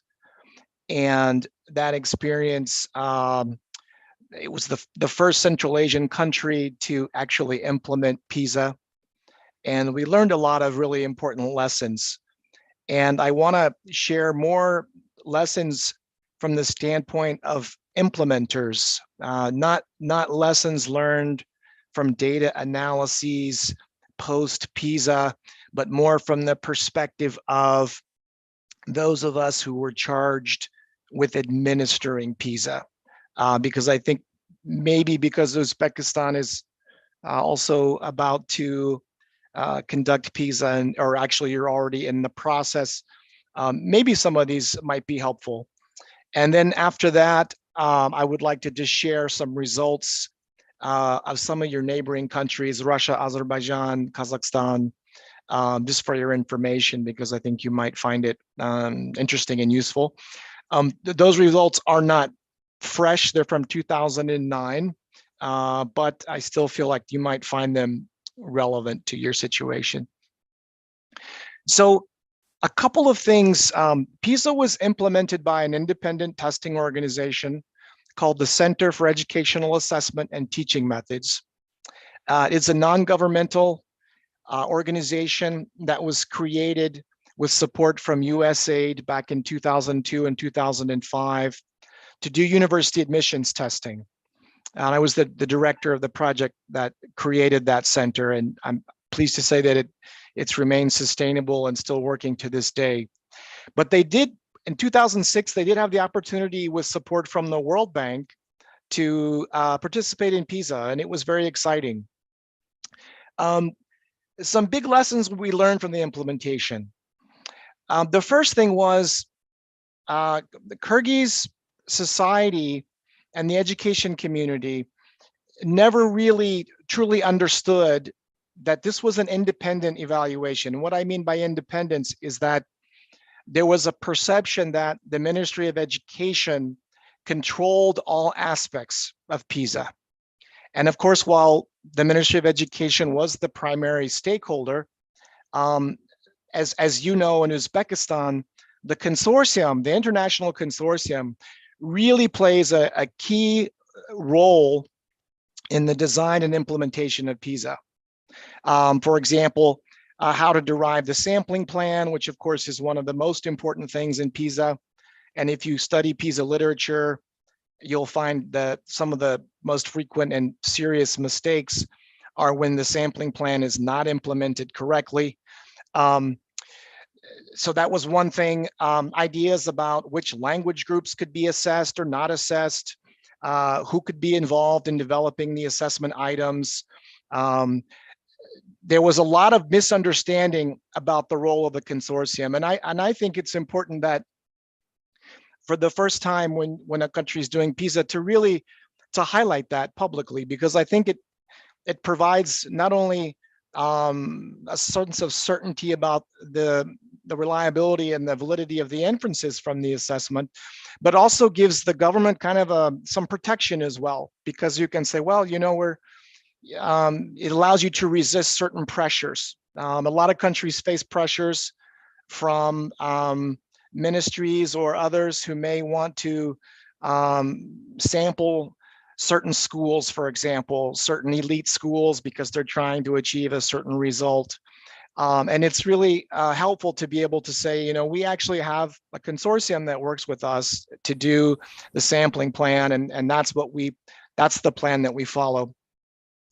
That's the first big, and I say this, lessons learned are usually lessons that you learned because you made mistakes. And I think that that first point was not emphasized enough during the implementation and the original rollout of Pisa. And as we all know, Pisa is perceived as high stakes, whether or not for individual students there are high stakes, and of course there aren't because they're anonymous, but for countries and for different stakeholders at different levels in the government system, it can be perceived as high stakes because we all want to perform well. The second big lesson learned was we should have done more to identify the analytical skills necessary for post-analysis. At that time in Kyrgyzstan, there were not a lot of specialists who were doing inferential statistics, for example, who could take survey data and learning outcome data and conduct multiple regression analyses or factor analysis, or could even merge survey data with outcome data with the test results. Of course, the consortium provides a lot of support with this, but once the consortium technical experts go away, it's good to be able to have a lot of local capacity so you can continue to use the Pisa data and have your own cadres work effectively and continue to analyze the data. A third point I think is really important, and I heard people talk about the goal in Uzbekistan is to be in the top 30, and I think that's great. We all want to do well. Every country wants to do well. But I think it probably would have behooved Kyrgyzstan better to really put the focus on learning. And we all say that. I think it's human nature. We tend to we say, oh, it's all about learning, but then we look over, we look over the shoulder to see the guy sitting at the computer when the results come out, to see who's in first place, who's in second place. It's human nature, it's normal. But I do think the more that the horse race aspect is downplayed and the more that learning is focused on, everyone benefits from that. The more there's an emphasis on outperforming a neighboring country, the more likely we are to have pressures for things like violating the sampling plan, for example, for maybe, pressure to drop a school that's perceived to be a weak performing school in lieu of a higher performing or elite school. So this is really important. And then also to ease stress levels of teachers and administrators at various levels. And relatedly, promoting learning and focusing on learning really helps create allies for Pisa. Teachers need to feel like this exam is really for them, to help them to improve learning of their students. And it's ally building. And the more they feel like it's a competition to perform well, the less trust is likely to be generated. A few more points. This is a big one. All of us in assessment, and I've been doing assessment for a long time, we do invest all of our time and energy in creating high quality tests, piloting, making sure our sample is derived carefully, strong administration, and analysis of results. But at the end of the day, as I believe my colleague from UNESCO pointed out, there's very little research that shows that some of these large scale assessments and the data that come from them are really actually used to dramatically impact and change instruction. I think that was a point that he had on his slide today. And I think that's true. And I think there's a lot of objective reasons for that. One of them is because what comes after with the pile of data frequently falls between the cracks. It falls into a space where no one's responsible for that. The assessment center conducts the assessment, maybe does preliminary analyses, but then doesn't necessarily invest. There is no one, and it may not be the assessment center, but there is no organizing body or institution or working group or national committee that really takes time to dive deeply into the assessment results, carefully interpret them, and derive meaning from them.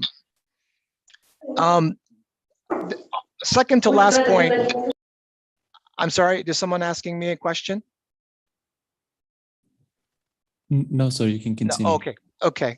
The last, second to last is that the surveys and the survey work that accompanies, and this is of course something that's worked on with the consortium, need as much care as the investment in the test items themselves. We frequently see really solid tests, but the surveys that accompany them, maybe the questions are not the best questions, or they're not worded as carefully as they could be. And so it's easy to lose the data and not be able to use that data when you're trying to determine what factors are associated with outcomes.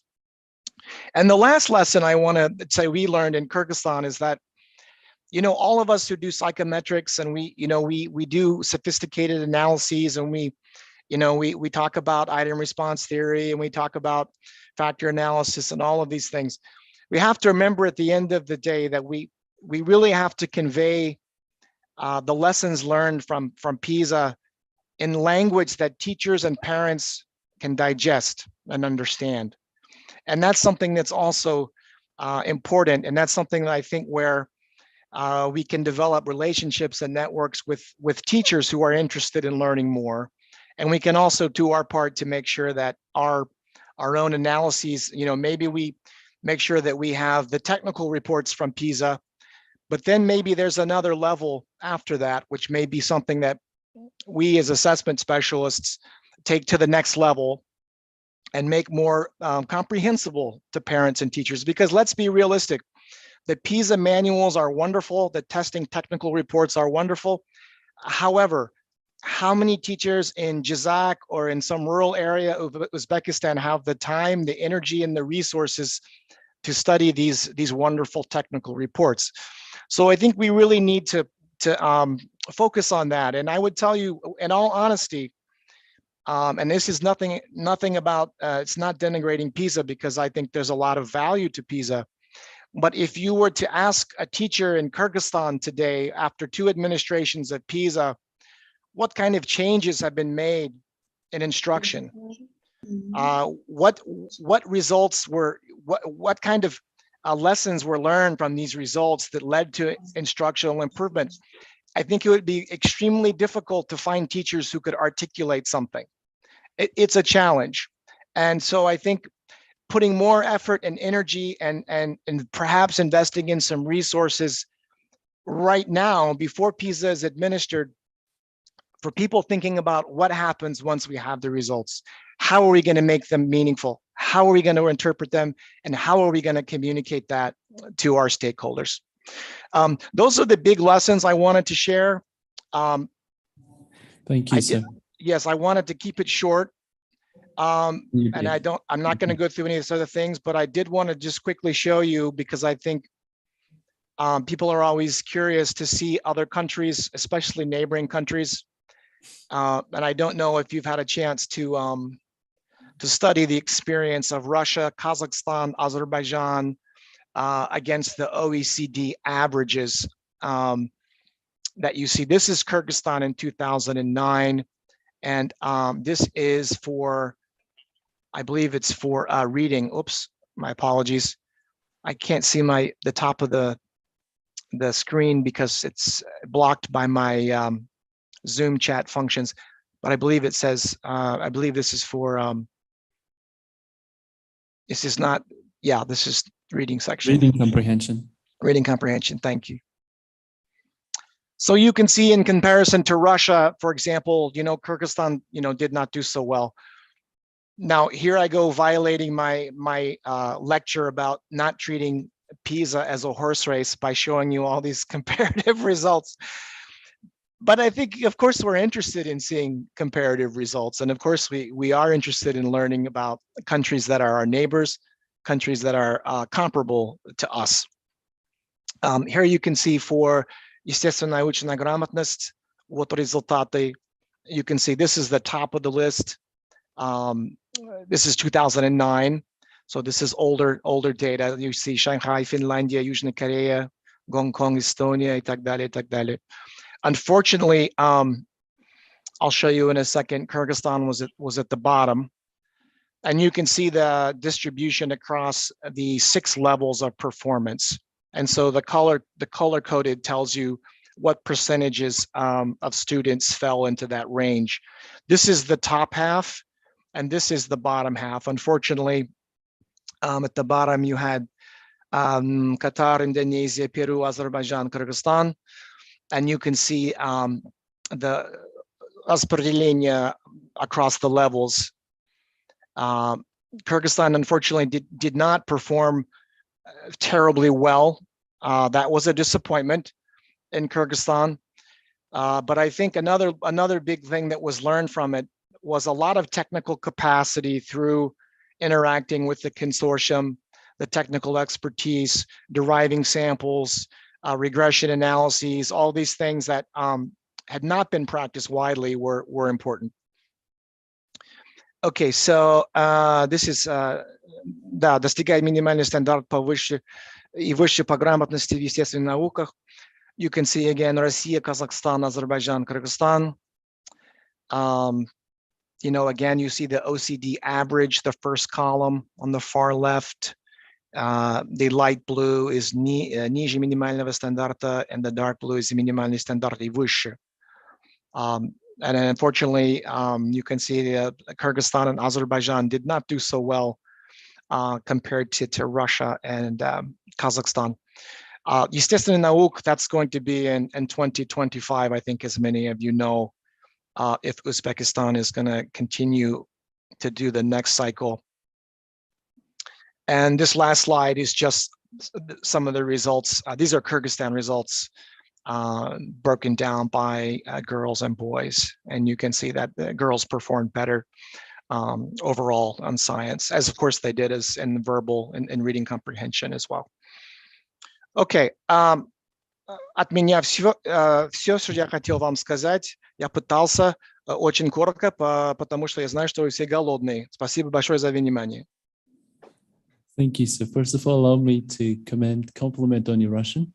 It's Thank you. That's really great. And thank you, of course, for your thoughts and reflections on Kyrgyzstan participation in Pisa and the lessons learned. I guess this will be a really of great use and help for us for preparing our students for this assessment programs. Thank you, sir. Желаю вам удачи. Thank you.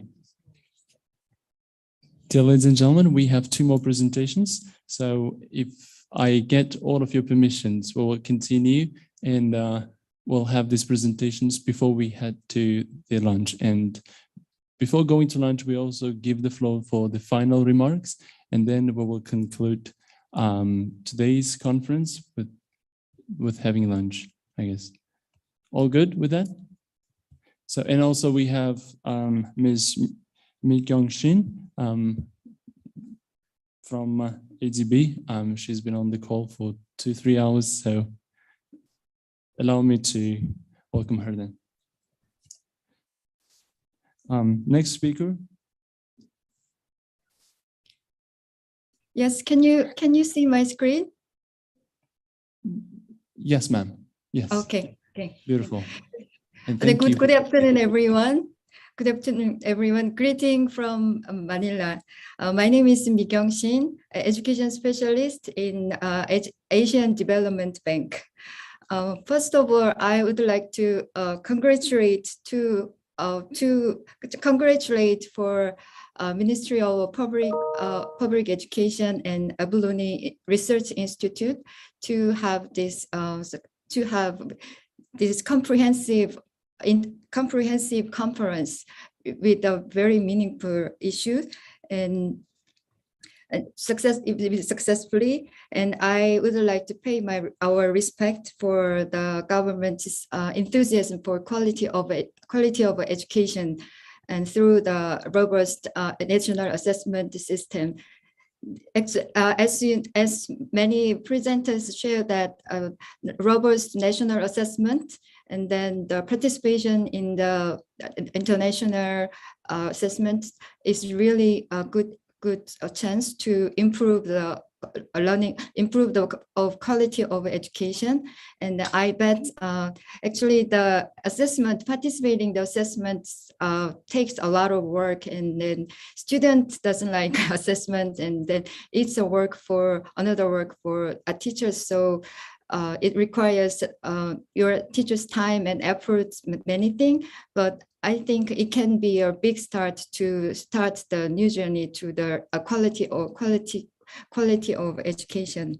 And ADB also would like to contribute Uzbekistan government's the journey to the quality of education.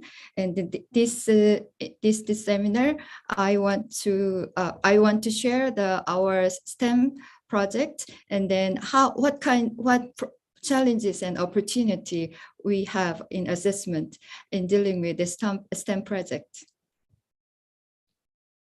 Okay, let me start with the changing need of market in Uzbekistan.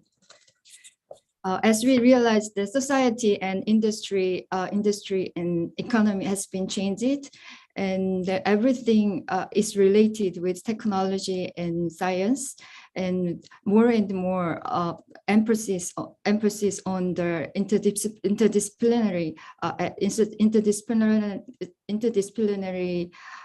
study and interdisciplinary subject. And from Uzbekistan paper, from construction industry, as of today, the first important ranking is written communication, but in 5 years, creative thinking and design skills and these digital ICT skills will be critical, expected to be critical for IR technology adoption in the construction industry in 5 years. So in this change of the society and economic change, schools need to nurture students' creativity and critical thinking, and help them to look at things from different perspectives. Students need to be equipped before they go to the society. And then let me remind quickly about what is STEM and why it's important. STEM stands for science, technology, engineering, mathematics, but STEM doesn't mean that each individual, as you know, each individual subject. STEM education is a multidisciplinary subject. So the some teachers teach all these subjects spontaneously. Sometimes they teach together, and then sometimes they use a lot of innovative pedagogy and instructive methodology. So in the school right now, STEM brings innovative changes in pedagogy, and they are transforming lecture style teaching in classroom to active learning from students through team exercise, open-ended instruction, and on-site learning. So students are participating in all the subjects, and then through all the activities, students can learn 21st century skills such as critical thinking, problem solving, and creativity, and critical analysis, and teamwork and initiative. Actually, those skills are we need to teach for future generation. And then Pisa also trying to measure this kind of soft skill. They started to measure the collaborative problem solving skills. All of these soft skills need to be developed, equipped for our students. And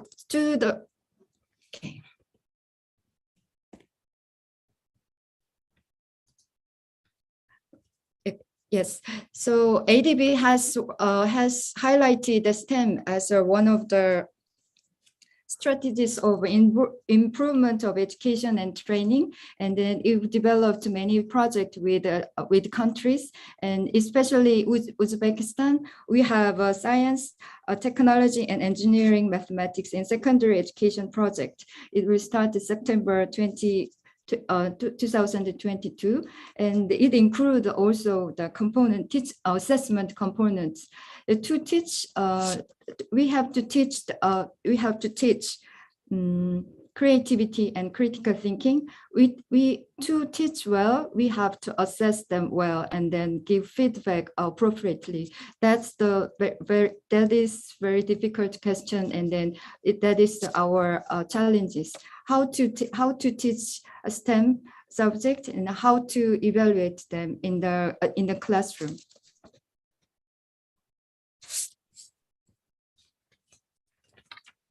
Yes, we are researching about how teachers perceive these issues, and OECD recently disclosed their research paper, and this paper research about the teachers' belief if they can teach creativity and critical thinking, and if they are ready, and if they think student creative can be reliably assessed by teachers, or student critical thinking can be reliably assessed by teachers.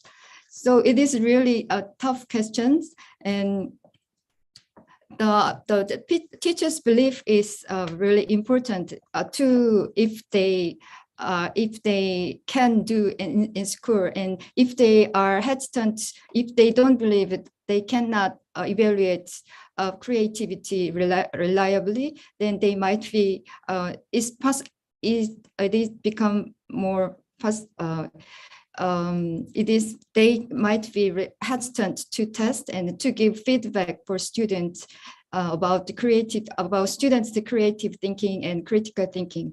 So we can find that with this research that the teachers believe that they can teach creativity and critical thinking, but are still less competent to assess and feedback on creativity and critical thinking.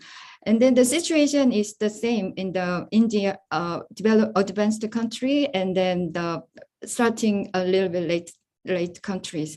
Is that instead of it shows the Indian case and then French case also.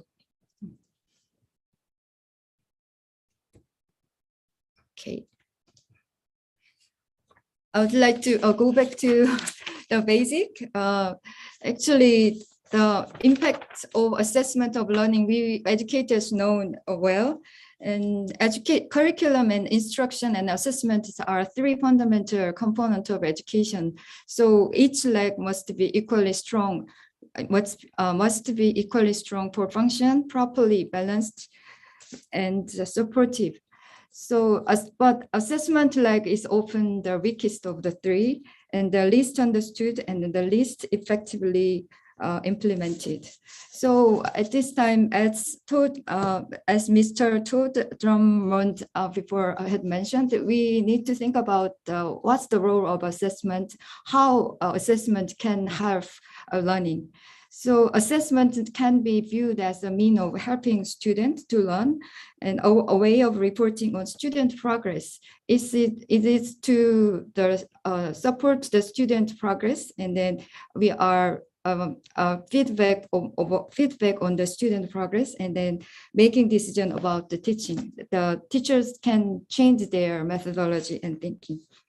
And then furthermore, we need to teach our future skill, and we need to teach future generation. So we have to, at the same time, we have to think about how to teach these soft skills and for a future generation. And types of assessment, we used to say that summative assessment and formative assessment. And national assessment, and then the international assessment can be regarded as summative assessment. It aims to evaluate student learning and academic achievement. And it is a standardized test that demonstrate the school accountability and then where we are in the international standard. But it cannot be implemented often. So there is any restriction to support the teachers' progress. But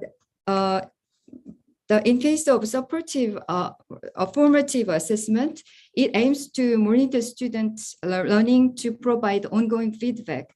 And it happens during instruction, and they are finding student progress and change of attitude. It's really important point that we have to catch, and we have to recognize the students' progress, and we have to encourage them the change of attitude. That those factors is really important in STEM education in nurturing soft skill, and especially formative assessment is good for this characteristic. So it helps the student identify their strength and weakness and target areas that need work. So in terms of creativity, collaboration, and critical thinking and problem solving, we can say that summative assessment is not sufficient.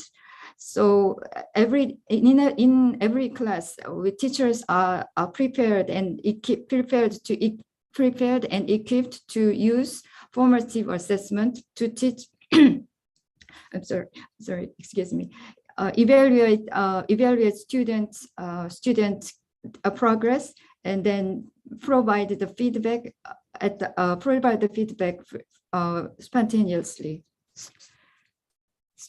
So we are in our ADB project. We are trying to we have the evaluation component. We are trying to balance the summative assessment and formative assessment, and to support the teachers.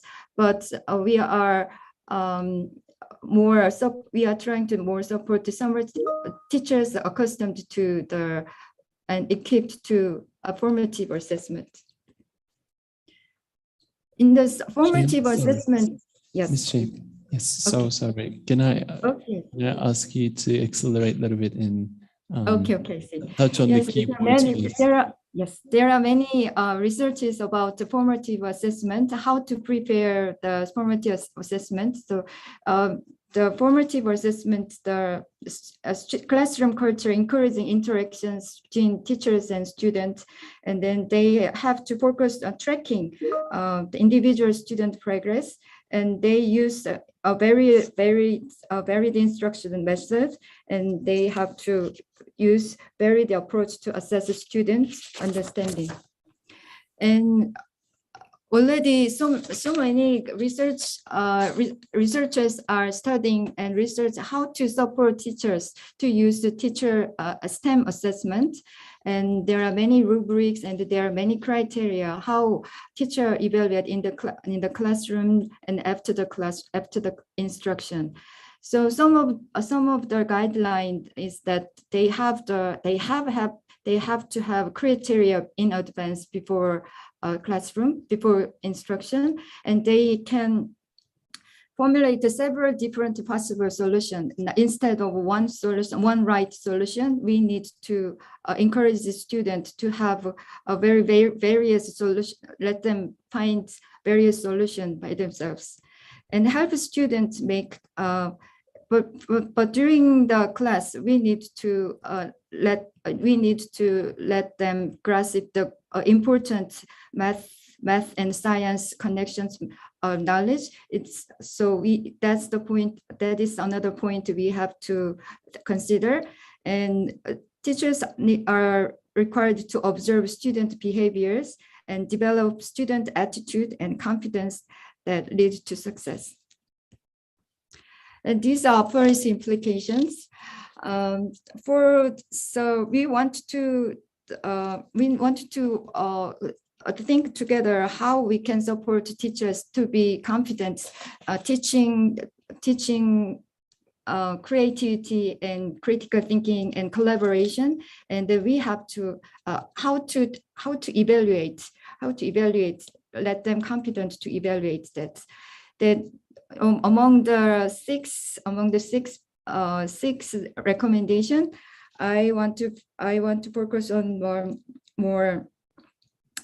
They are using digital technology. There are so many digital programs teachers can use. So the teachers can be encouraged to this digital technology. And then the last one is the building stronger bridge between research, policy, and practice is really important. So as a research part is really important. That's A.Avloniy Research Institute can contribute for teachers can be confident in this difficult task ahead of us, teaching students creativity and critical thinking, and let them receive the feedback, appropriate feedback to improve the quality of education. Thank you so much for your attention. Thank you. Shane, that's a great pleasure to have you, ma'am. And we, of course, do consider your last call about making our own contribution towards teaching creativity and creative thinking of school children. Thank you, ma'am. So our final speaker, team of speakers, Mr. Hasegawa Hiroyuki, Project Formulation Advisor, JICA, Uzbekistan office. Sir, thank you for your patience. It's been great 2-3 hours, but you're still with us. That means a lot to us. Thank you, ma'am. Sir. Thank you very much. Okay, thank you very much, Mr. Rafchans. Good afternoon, Dobre din, and Assalamu alaikum, everyone. My name is Hiroyuki Hasegawa. I'm Project Formulation Advisor of JICA Uzbekistan. So on behalf of Japanese team, I'd like to say thank you very much for your patience and understanding and support as usual. And since our time is only 15 minutes, we have 4 presenters. We'd like to make presentations as quick as possible. So could you kindly show my slide? Yes. Okay. Texnik xodimlarimiz prezentatsiyani qo'yib berishyapti. 1 minut. 1 minute, sir. Okay. For the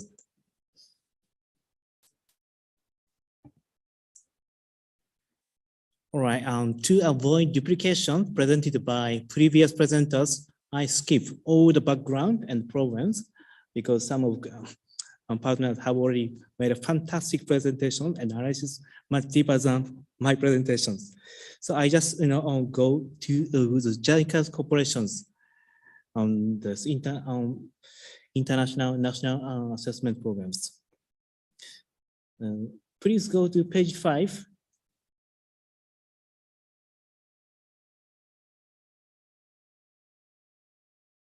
Okay. Here we go. Thank you. So to solve on the challenge of math education, which are already presented by our colleagues, JICA has been implementing or to implement SDGs business surveys with Ministry of Public Education with the framework of collaboration program on learning and introduction of successful experience of Japan in the field of education as part of ODA of Japanese government. Next slide, please. Here, I'd like to focus on 3 projects which we have been conducting. The first one is project called Learning Management System Application to improve regional school teachers' qualification and eliminate educational disparity in Uzbekistan. It was conducted by Digital Knowledge from 2019 for 2 years. So this project analyzed teaching methods and curriculum in public schools with Uzbekistan, localized electronic context of textbooks, produced education video, and conducted trial CBT in mathematics. Also, created teaching, learning, and management material, which is compatible to smartphones, tablets, and PC to provide better learning environment. Next slide, please. Second project is ongoing ones. Introduction of Japanese style academic achievement test model in Uzbekistan. It's been supported by KI Advance from last year for 2 years. So this survey aims to contribute to improvement of the quality of academic achievement in Uzbekistan by 3 purposes. The first one is investing the local suitability of Japanese-style math achievement test in Uzbekistan. Secondly, developing a model for the test in Uzbekistan. Thirdly, proposing measures to improve education in Uzbekistan based on the result of the test analysis.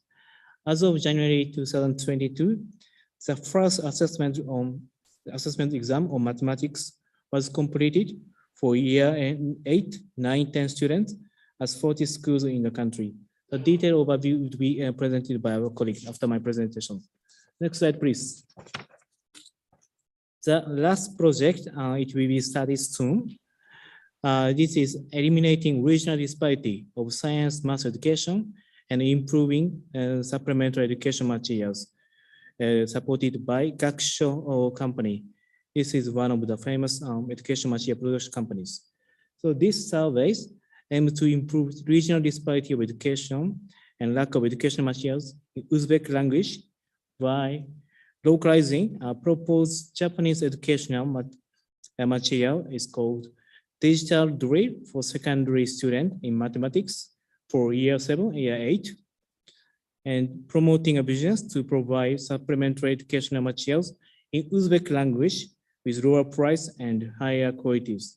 We focus on Uzbek language, not Russian language, since some students don't understand Russian language, as Mr. Rafshan always mentioned. Next, please. Next slide, please. That's the end of my presentations.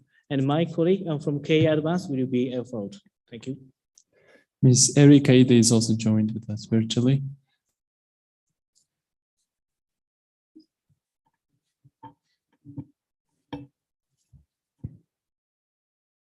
Ms. Keida?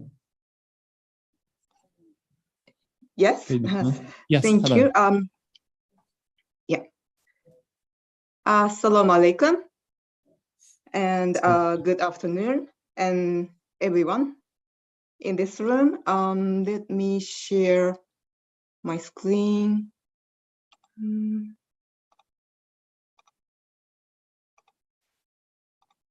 Yes.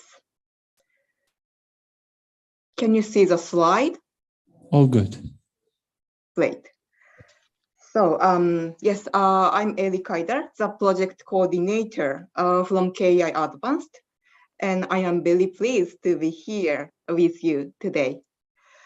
Mr. Hasegawa has introduced our project briefly earlier, and the purpose of our presentation is to explain our current project more and mention our test result analysis. We've divided our presentation mainly into 3 parts.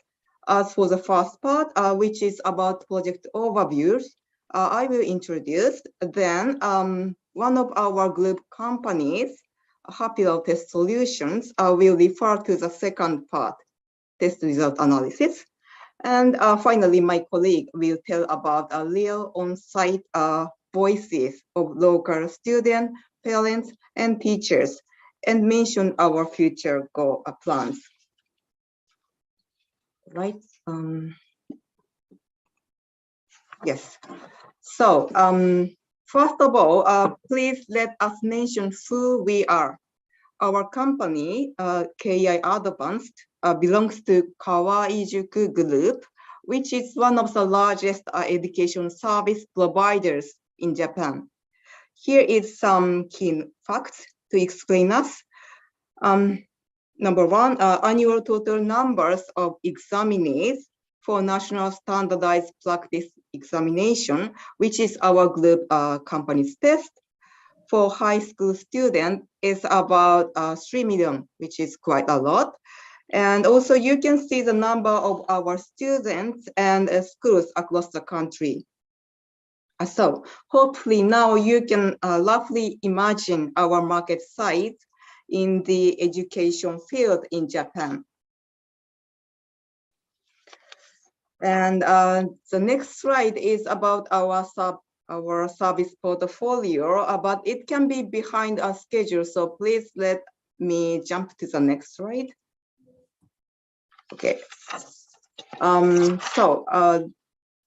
going to focus on JICA project overview. we believe it is important to create solutions for developmental needs for each country. I would say that educational needs that Uzbekistan is now mainly facing can be, number one, the accurate evaluation of educational materials and the review of appropriate educational standards. And number two, measurement the level of each student learning achievement. By using our know-how, which is mentioned in the top right of the slide, we will help Uzbekistan government to improve the quality of their teaching materials and what's more, the quality of education itself, and help students to understand their current level to be able to improve their chances for pursuing further higher education and create more options for their future. Now, I will talk about the summary of our project implementation plan. As you can see, our project period is 2 years and 4 months in total, which is from August last year to November next year. And our main service is a CBT math test, and we are planning to conduct 4 times during our project period. Our main target is 14,400 students from 8th, 9th, and 10th grade in random 40 schools in all 14 districts of Uzbekistan. Our project goal is to prove Japanese method for math test works to help students understand their current academic level and further improve their skills to meet their future goals. So the next section will be presented by Mr. Abe from Happy Love Test Solutions. Over to you, Abe-san. Thank you very much. Good afternoon, everyone. My name is Yuta Abe from Happy Test Solutions. My part of the presentation will cover the outcomes of the mathematics tests, which were carried out last November. First of all, please let me explain the purpose of our commitment and the outline of the tests. The main purpose is to develop the test which can eventually measure how much students in Uzbekistan understand the basics of mathematics. Please note that our tests are not intended to show the educational achievement gap between regions, schools, and so on. The outline of our tests is as follows. Each test had 30 items, and students were given 60 minutes for each test. These tests were for 8th, 9th, and 10th grade students of Uzbekistan, and there were about 1,200 candidates for each grade. Every question is a multiple choice question with 4 options, A, B, C, and D. And in order to make questions localized as possible, I read the textbooks of mathematics which are used in Uzbekistan, and I studied the content of them. Therefore, each item is based on the textbooks from which students learn in Uzbekistan. We expected the average of the proportion of correct answers to be around 60%. Next slide, please. The results of each grade are shown in these figures. These figures are the distributions of the correct answer scores for each grade.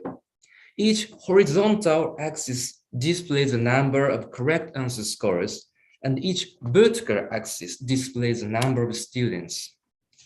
So, for example, 97 of the 8th grade students got 10 correct answers. The peak of each distribution is located more left than we expected, which means that there are many students who do not understand the basics of mathematics well. Next slide, please. The table in this slide shows the responses of the 8th grade students for each question. We have the responses of the 9th and 10th grade students as well, but in this presentation, we only show those of the 8th grade students. The first row shows the IDs of questions, and the second row shows the correct answer options. So for the question 7A34Q001, the first question, there are 542 students who answered correctly and 228 students who answered incorrectly and chose option A. In this table, the red numbers show the number of students who answered correctly for each item, and the blue numbers show the largest number of students who answered incorrectly for each item. It is often useful for us to look at not only the red numbers, but also blue numbers. I will explain this usefulness by taking a specific example of the questions. Next slide, please. Please look at this question. This question is for the 8th grade students. This question says, find the sum of the given fractions. In order to get correct answer to this question, of course, we must reduce the given fractions to a common denominator. As shown in this slide, 26.9% of the students answered correctly to this question.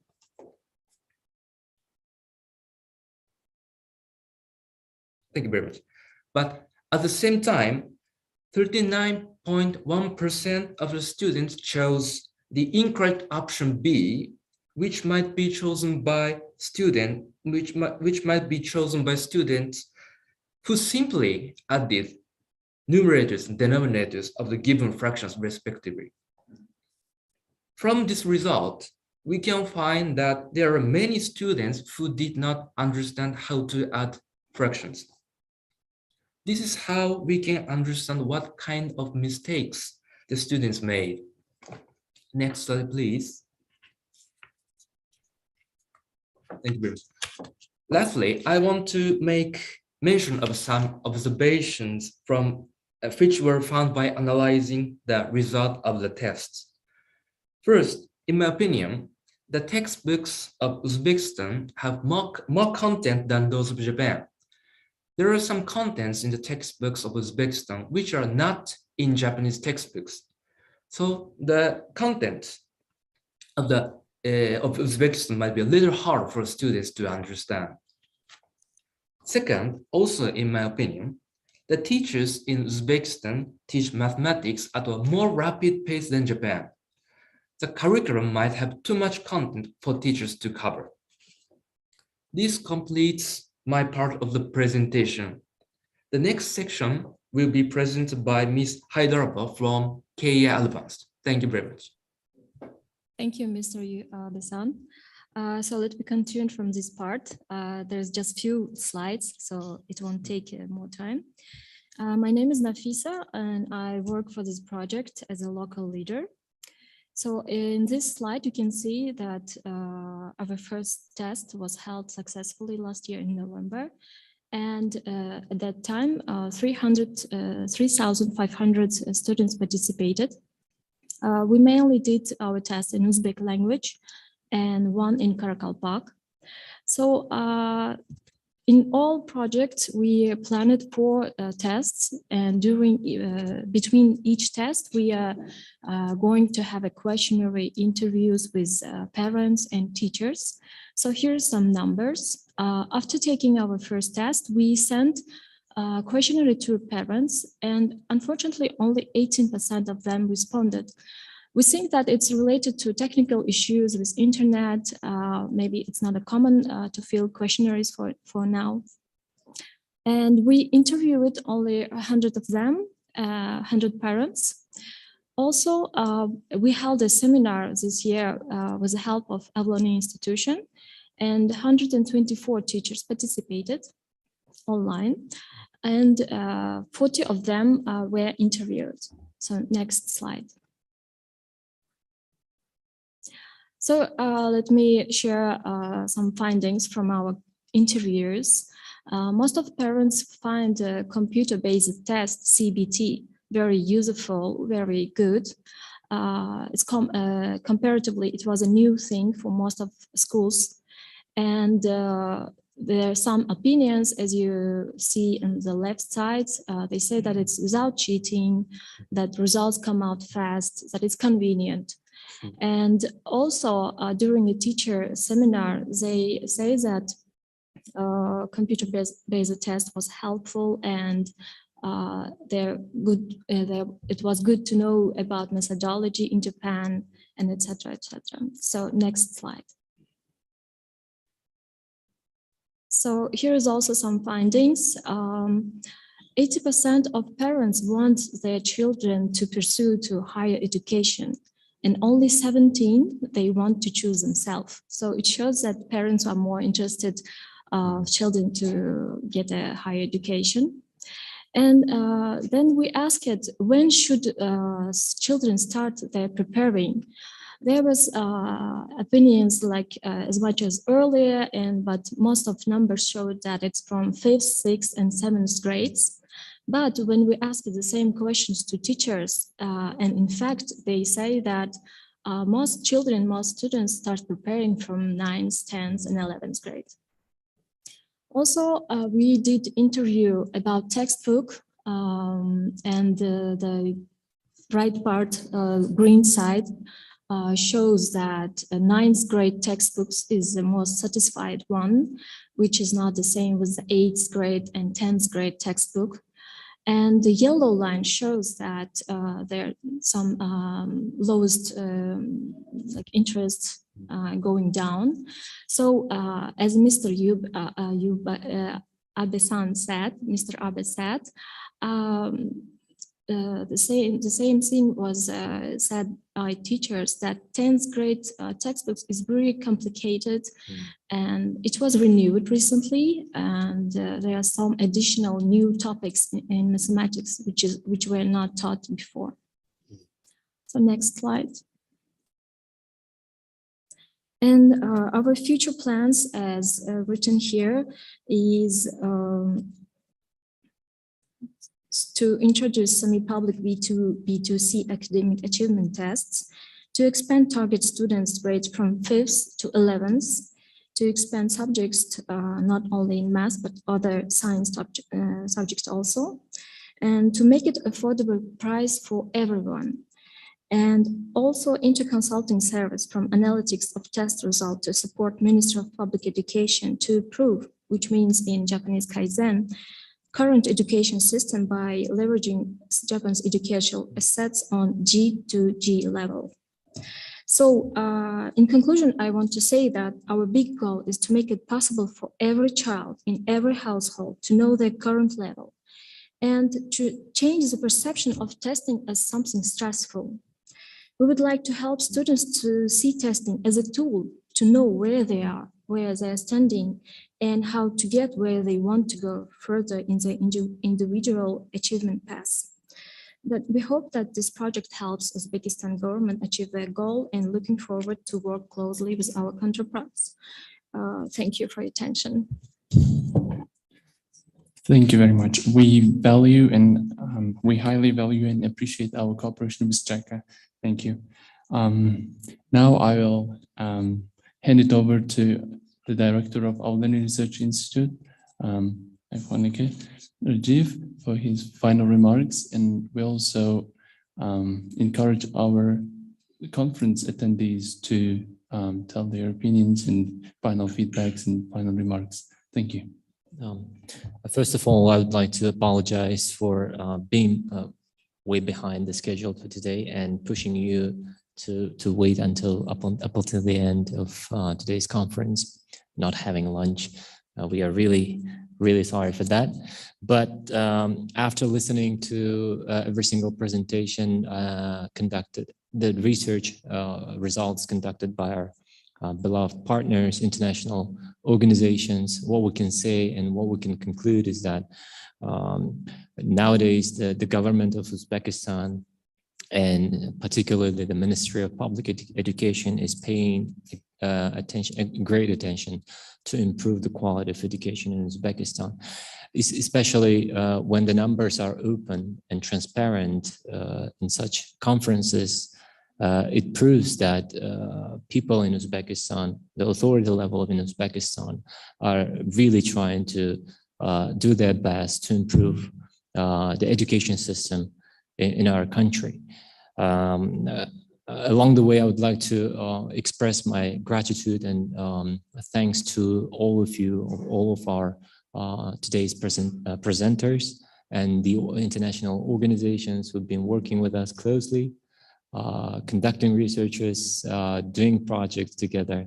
And we believe that the end outcome that we are going to achieve at the end together will be playing a great role, historical role in the improvement of education system, especially public education system of our country.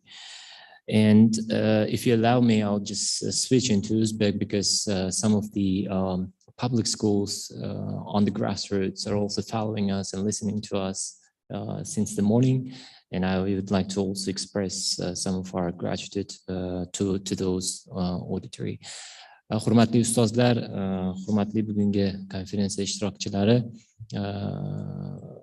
Xalq ta'limi vazirligi hamda A.Avloniy nomidagi ilmiy tadqiqot instituti va barcha xalqaro tashkilotlarimiz, xususan UNICEF, UNESCO tashkiloti nomidan bugungi konferensiyada ishtirokingiz uchun minnatdorchilik bildiramiz va albatta bugungi mehmonlarimiz va onlayn shaklda ishtirok etgan auditoriyamizdan uzr so'ragan holda, chunki salkam bir soatga belgilangan rejamizdan ortda qoldik, lekin shunday bo'lsa-da o'ylaymizki bugun xalqaro tashkilot, hamkor tashkilotlarimizni kuchli, tajribali tadqiqotchilari tomonidan ulashilgan taqdimotlar, fikrlar, tavsiyalar, xalqaro tajriba, yaxshi yomon tomonlari, kuchli kuchsiz tomonlari, albatta O'zbekiston Respublikasining ta'lim tizimida keyingi qiladigan qarorlariga juda ham katta ijobiy ta'sir ko'rsatadi degan umidimiz bor, ishonchimiz bor. Bitta narsani ta'kidlab o'tmoqchimizki, mamnuniyat bilan bu shakldagi konferensiyalar birinchisi va oxirgisi emas, chunki bizning xalqaro hamkor tashkilotlarimiz O'zbekistonda ta'lim tizimidagi sifatni ko'tarmagunlarigacha bizni tark etishmaydi. Biz bunga aminmiz va shunday ekan bu kabi konferensiyalar hali boshlanishi, chunki olib borilayotgan loyihalar har chorakda sarhisob qilib boriladi va har chorakning yakunida biz harakat qilamiz ushbu sarhisob qilinayotgan ma'lumotlarni shaffof va adolatli tarzda respublikaning boshqa hududlariga biz maqsad qilib olgan manzilli auditoriyaga yetib boradi. Chunki e'tibor bergan bo'lsangiz, taqdimotchilarning ko'plab qismi aynan ota-onalarimizning ta'limga bo'lgan e'tiboriga alohida urg'u berib o'tishdi. Biz ham alohida jamiyat o'rni haqida gapirib o'tdik. Shunday ekan, qancha ko'p ma'lumotni biz quyi pog'onaga oddiy tilda shaffof qilib, yashirmasdan, bo'rttirmasdan muammolarimizni boricha ko'rsatsak, shunchalik to'g'ri maqsadni belgilaymiz, shunchalik biz ko'zlagan maqsadimizga erishamiz. Mana shu fursatdan foydalanib barcha onlayn va offlayn shaklda bizni kuzatgan auditoriyaga alohida minnatdorchilik bildirib qolgan holda siz bilan yana xursandchilik kunlarda birgalikda ko'rish nasib qilishini so'rab qolamiz. Kattakon rahmat. Xonaga kattakon rahmat. Endi hammani tushlikka taklif etsam, we invite all of our guests for lunch. I hope it will give the great conclusion to this day. Thank you very much. Rahmat hammaga, marhamat.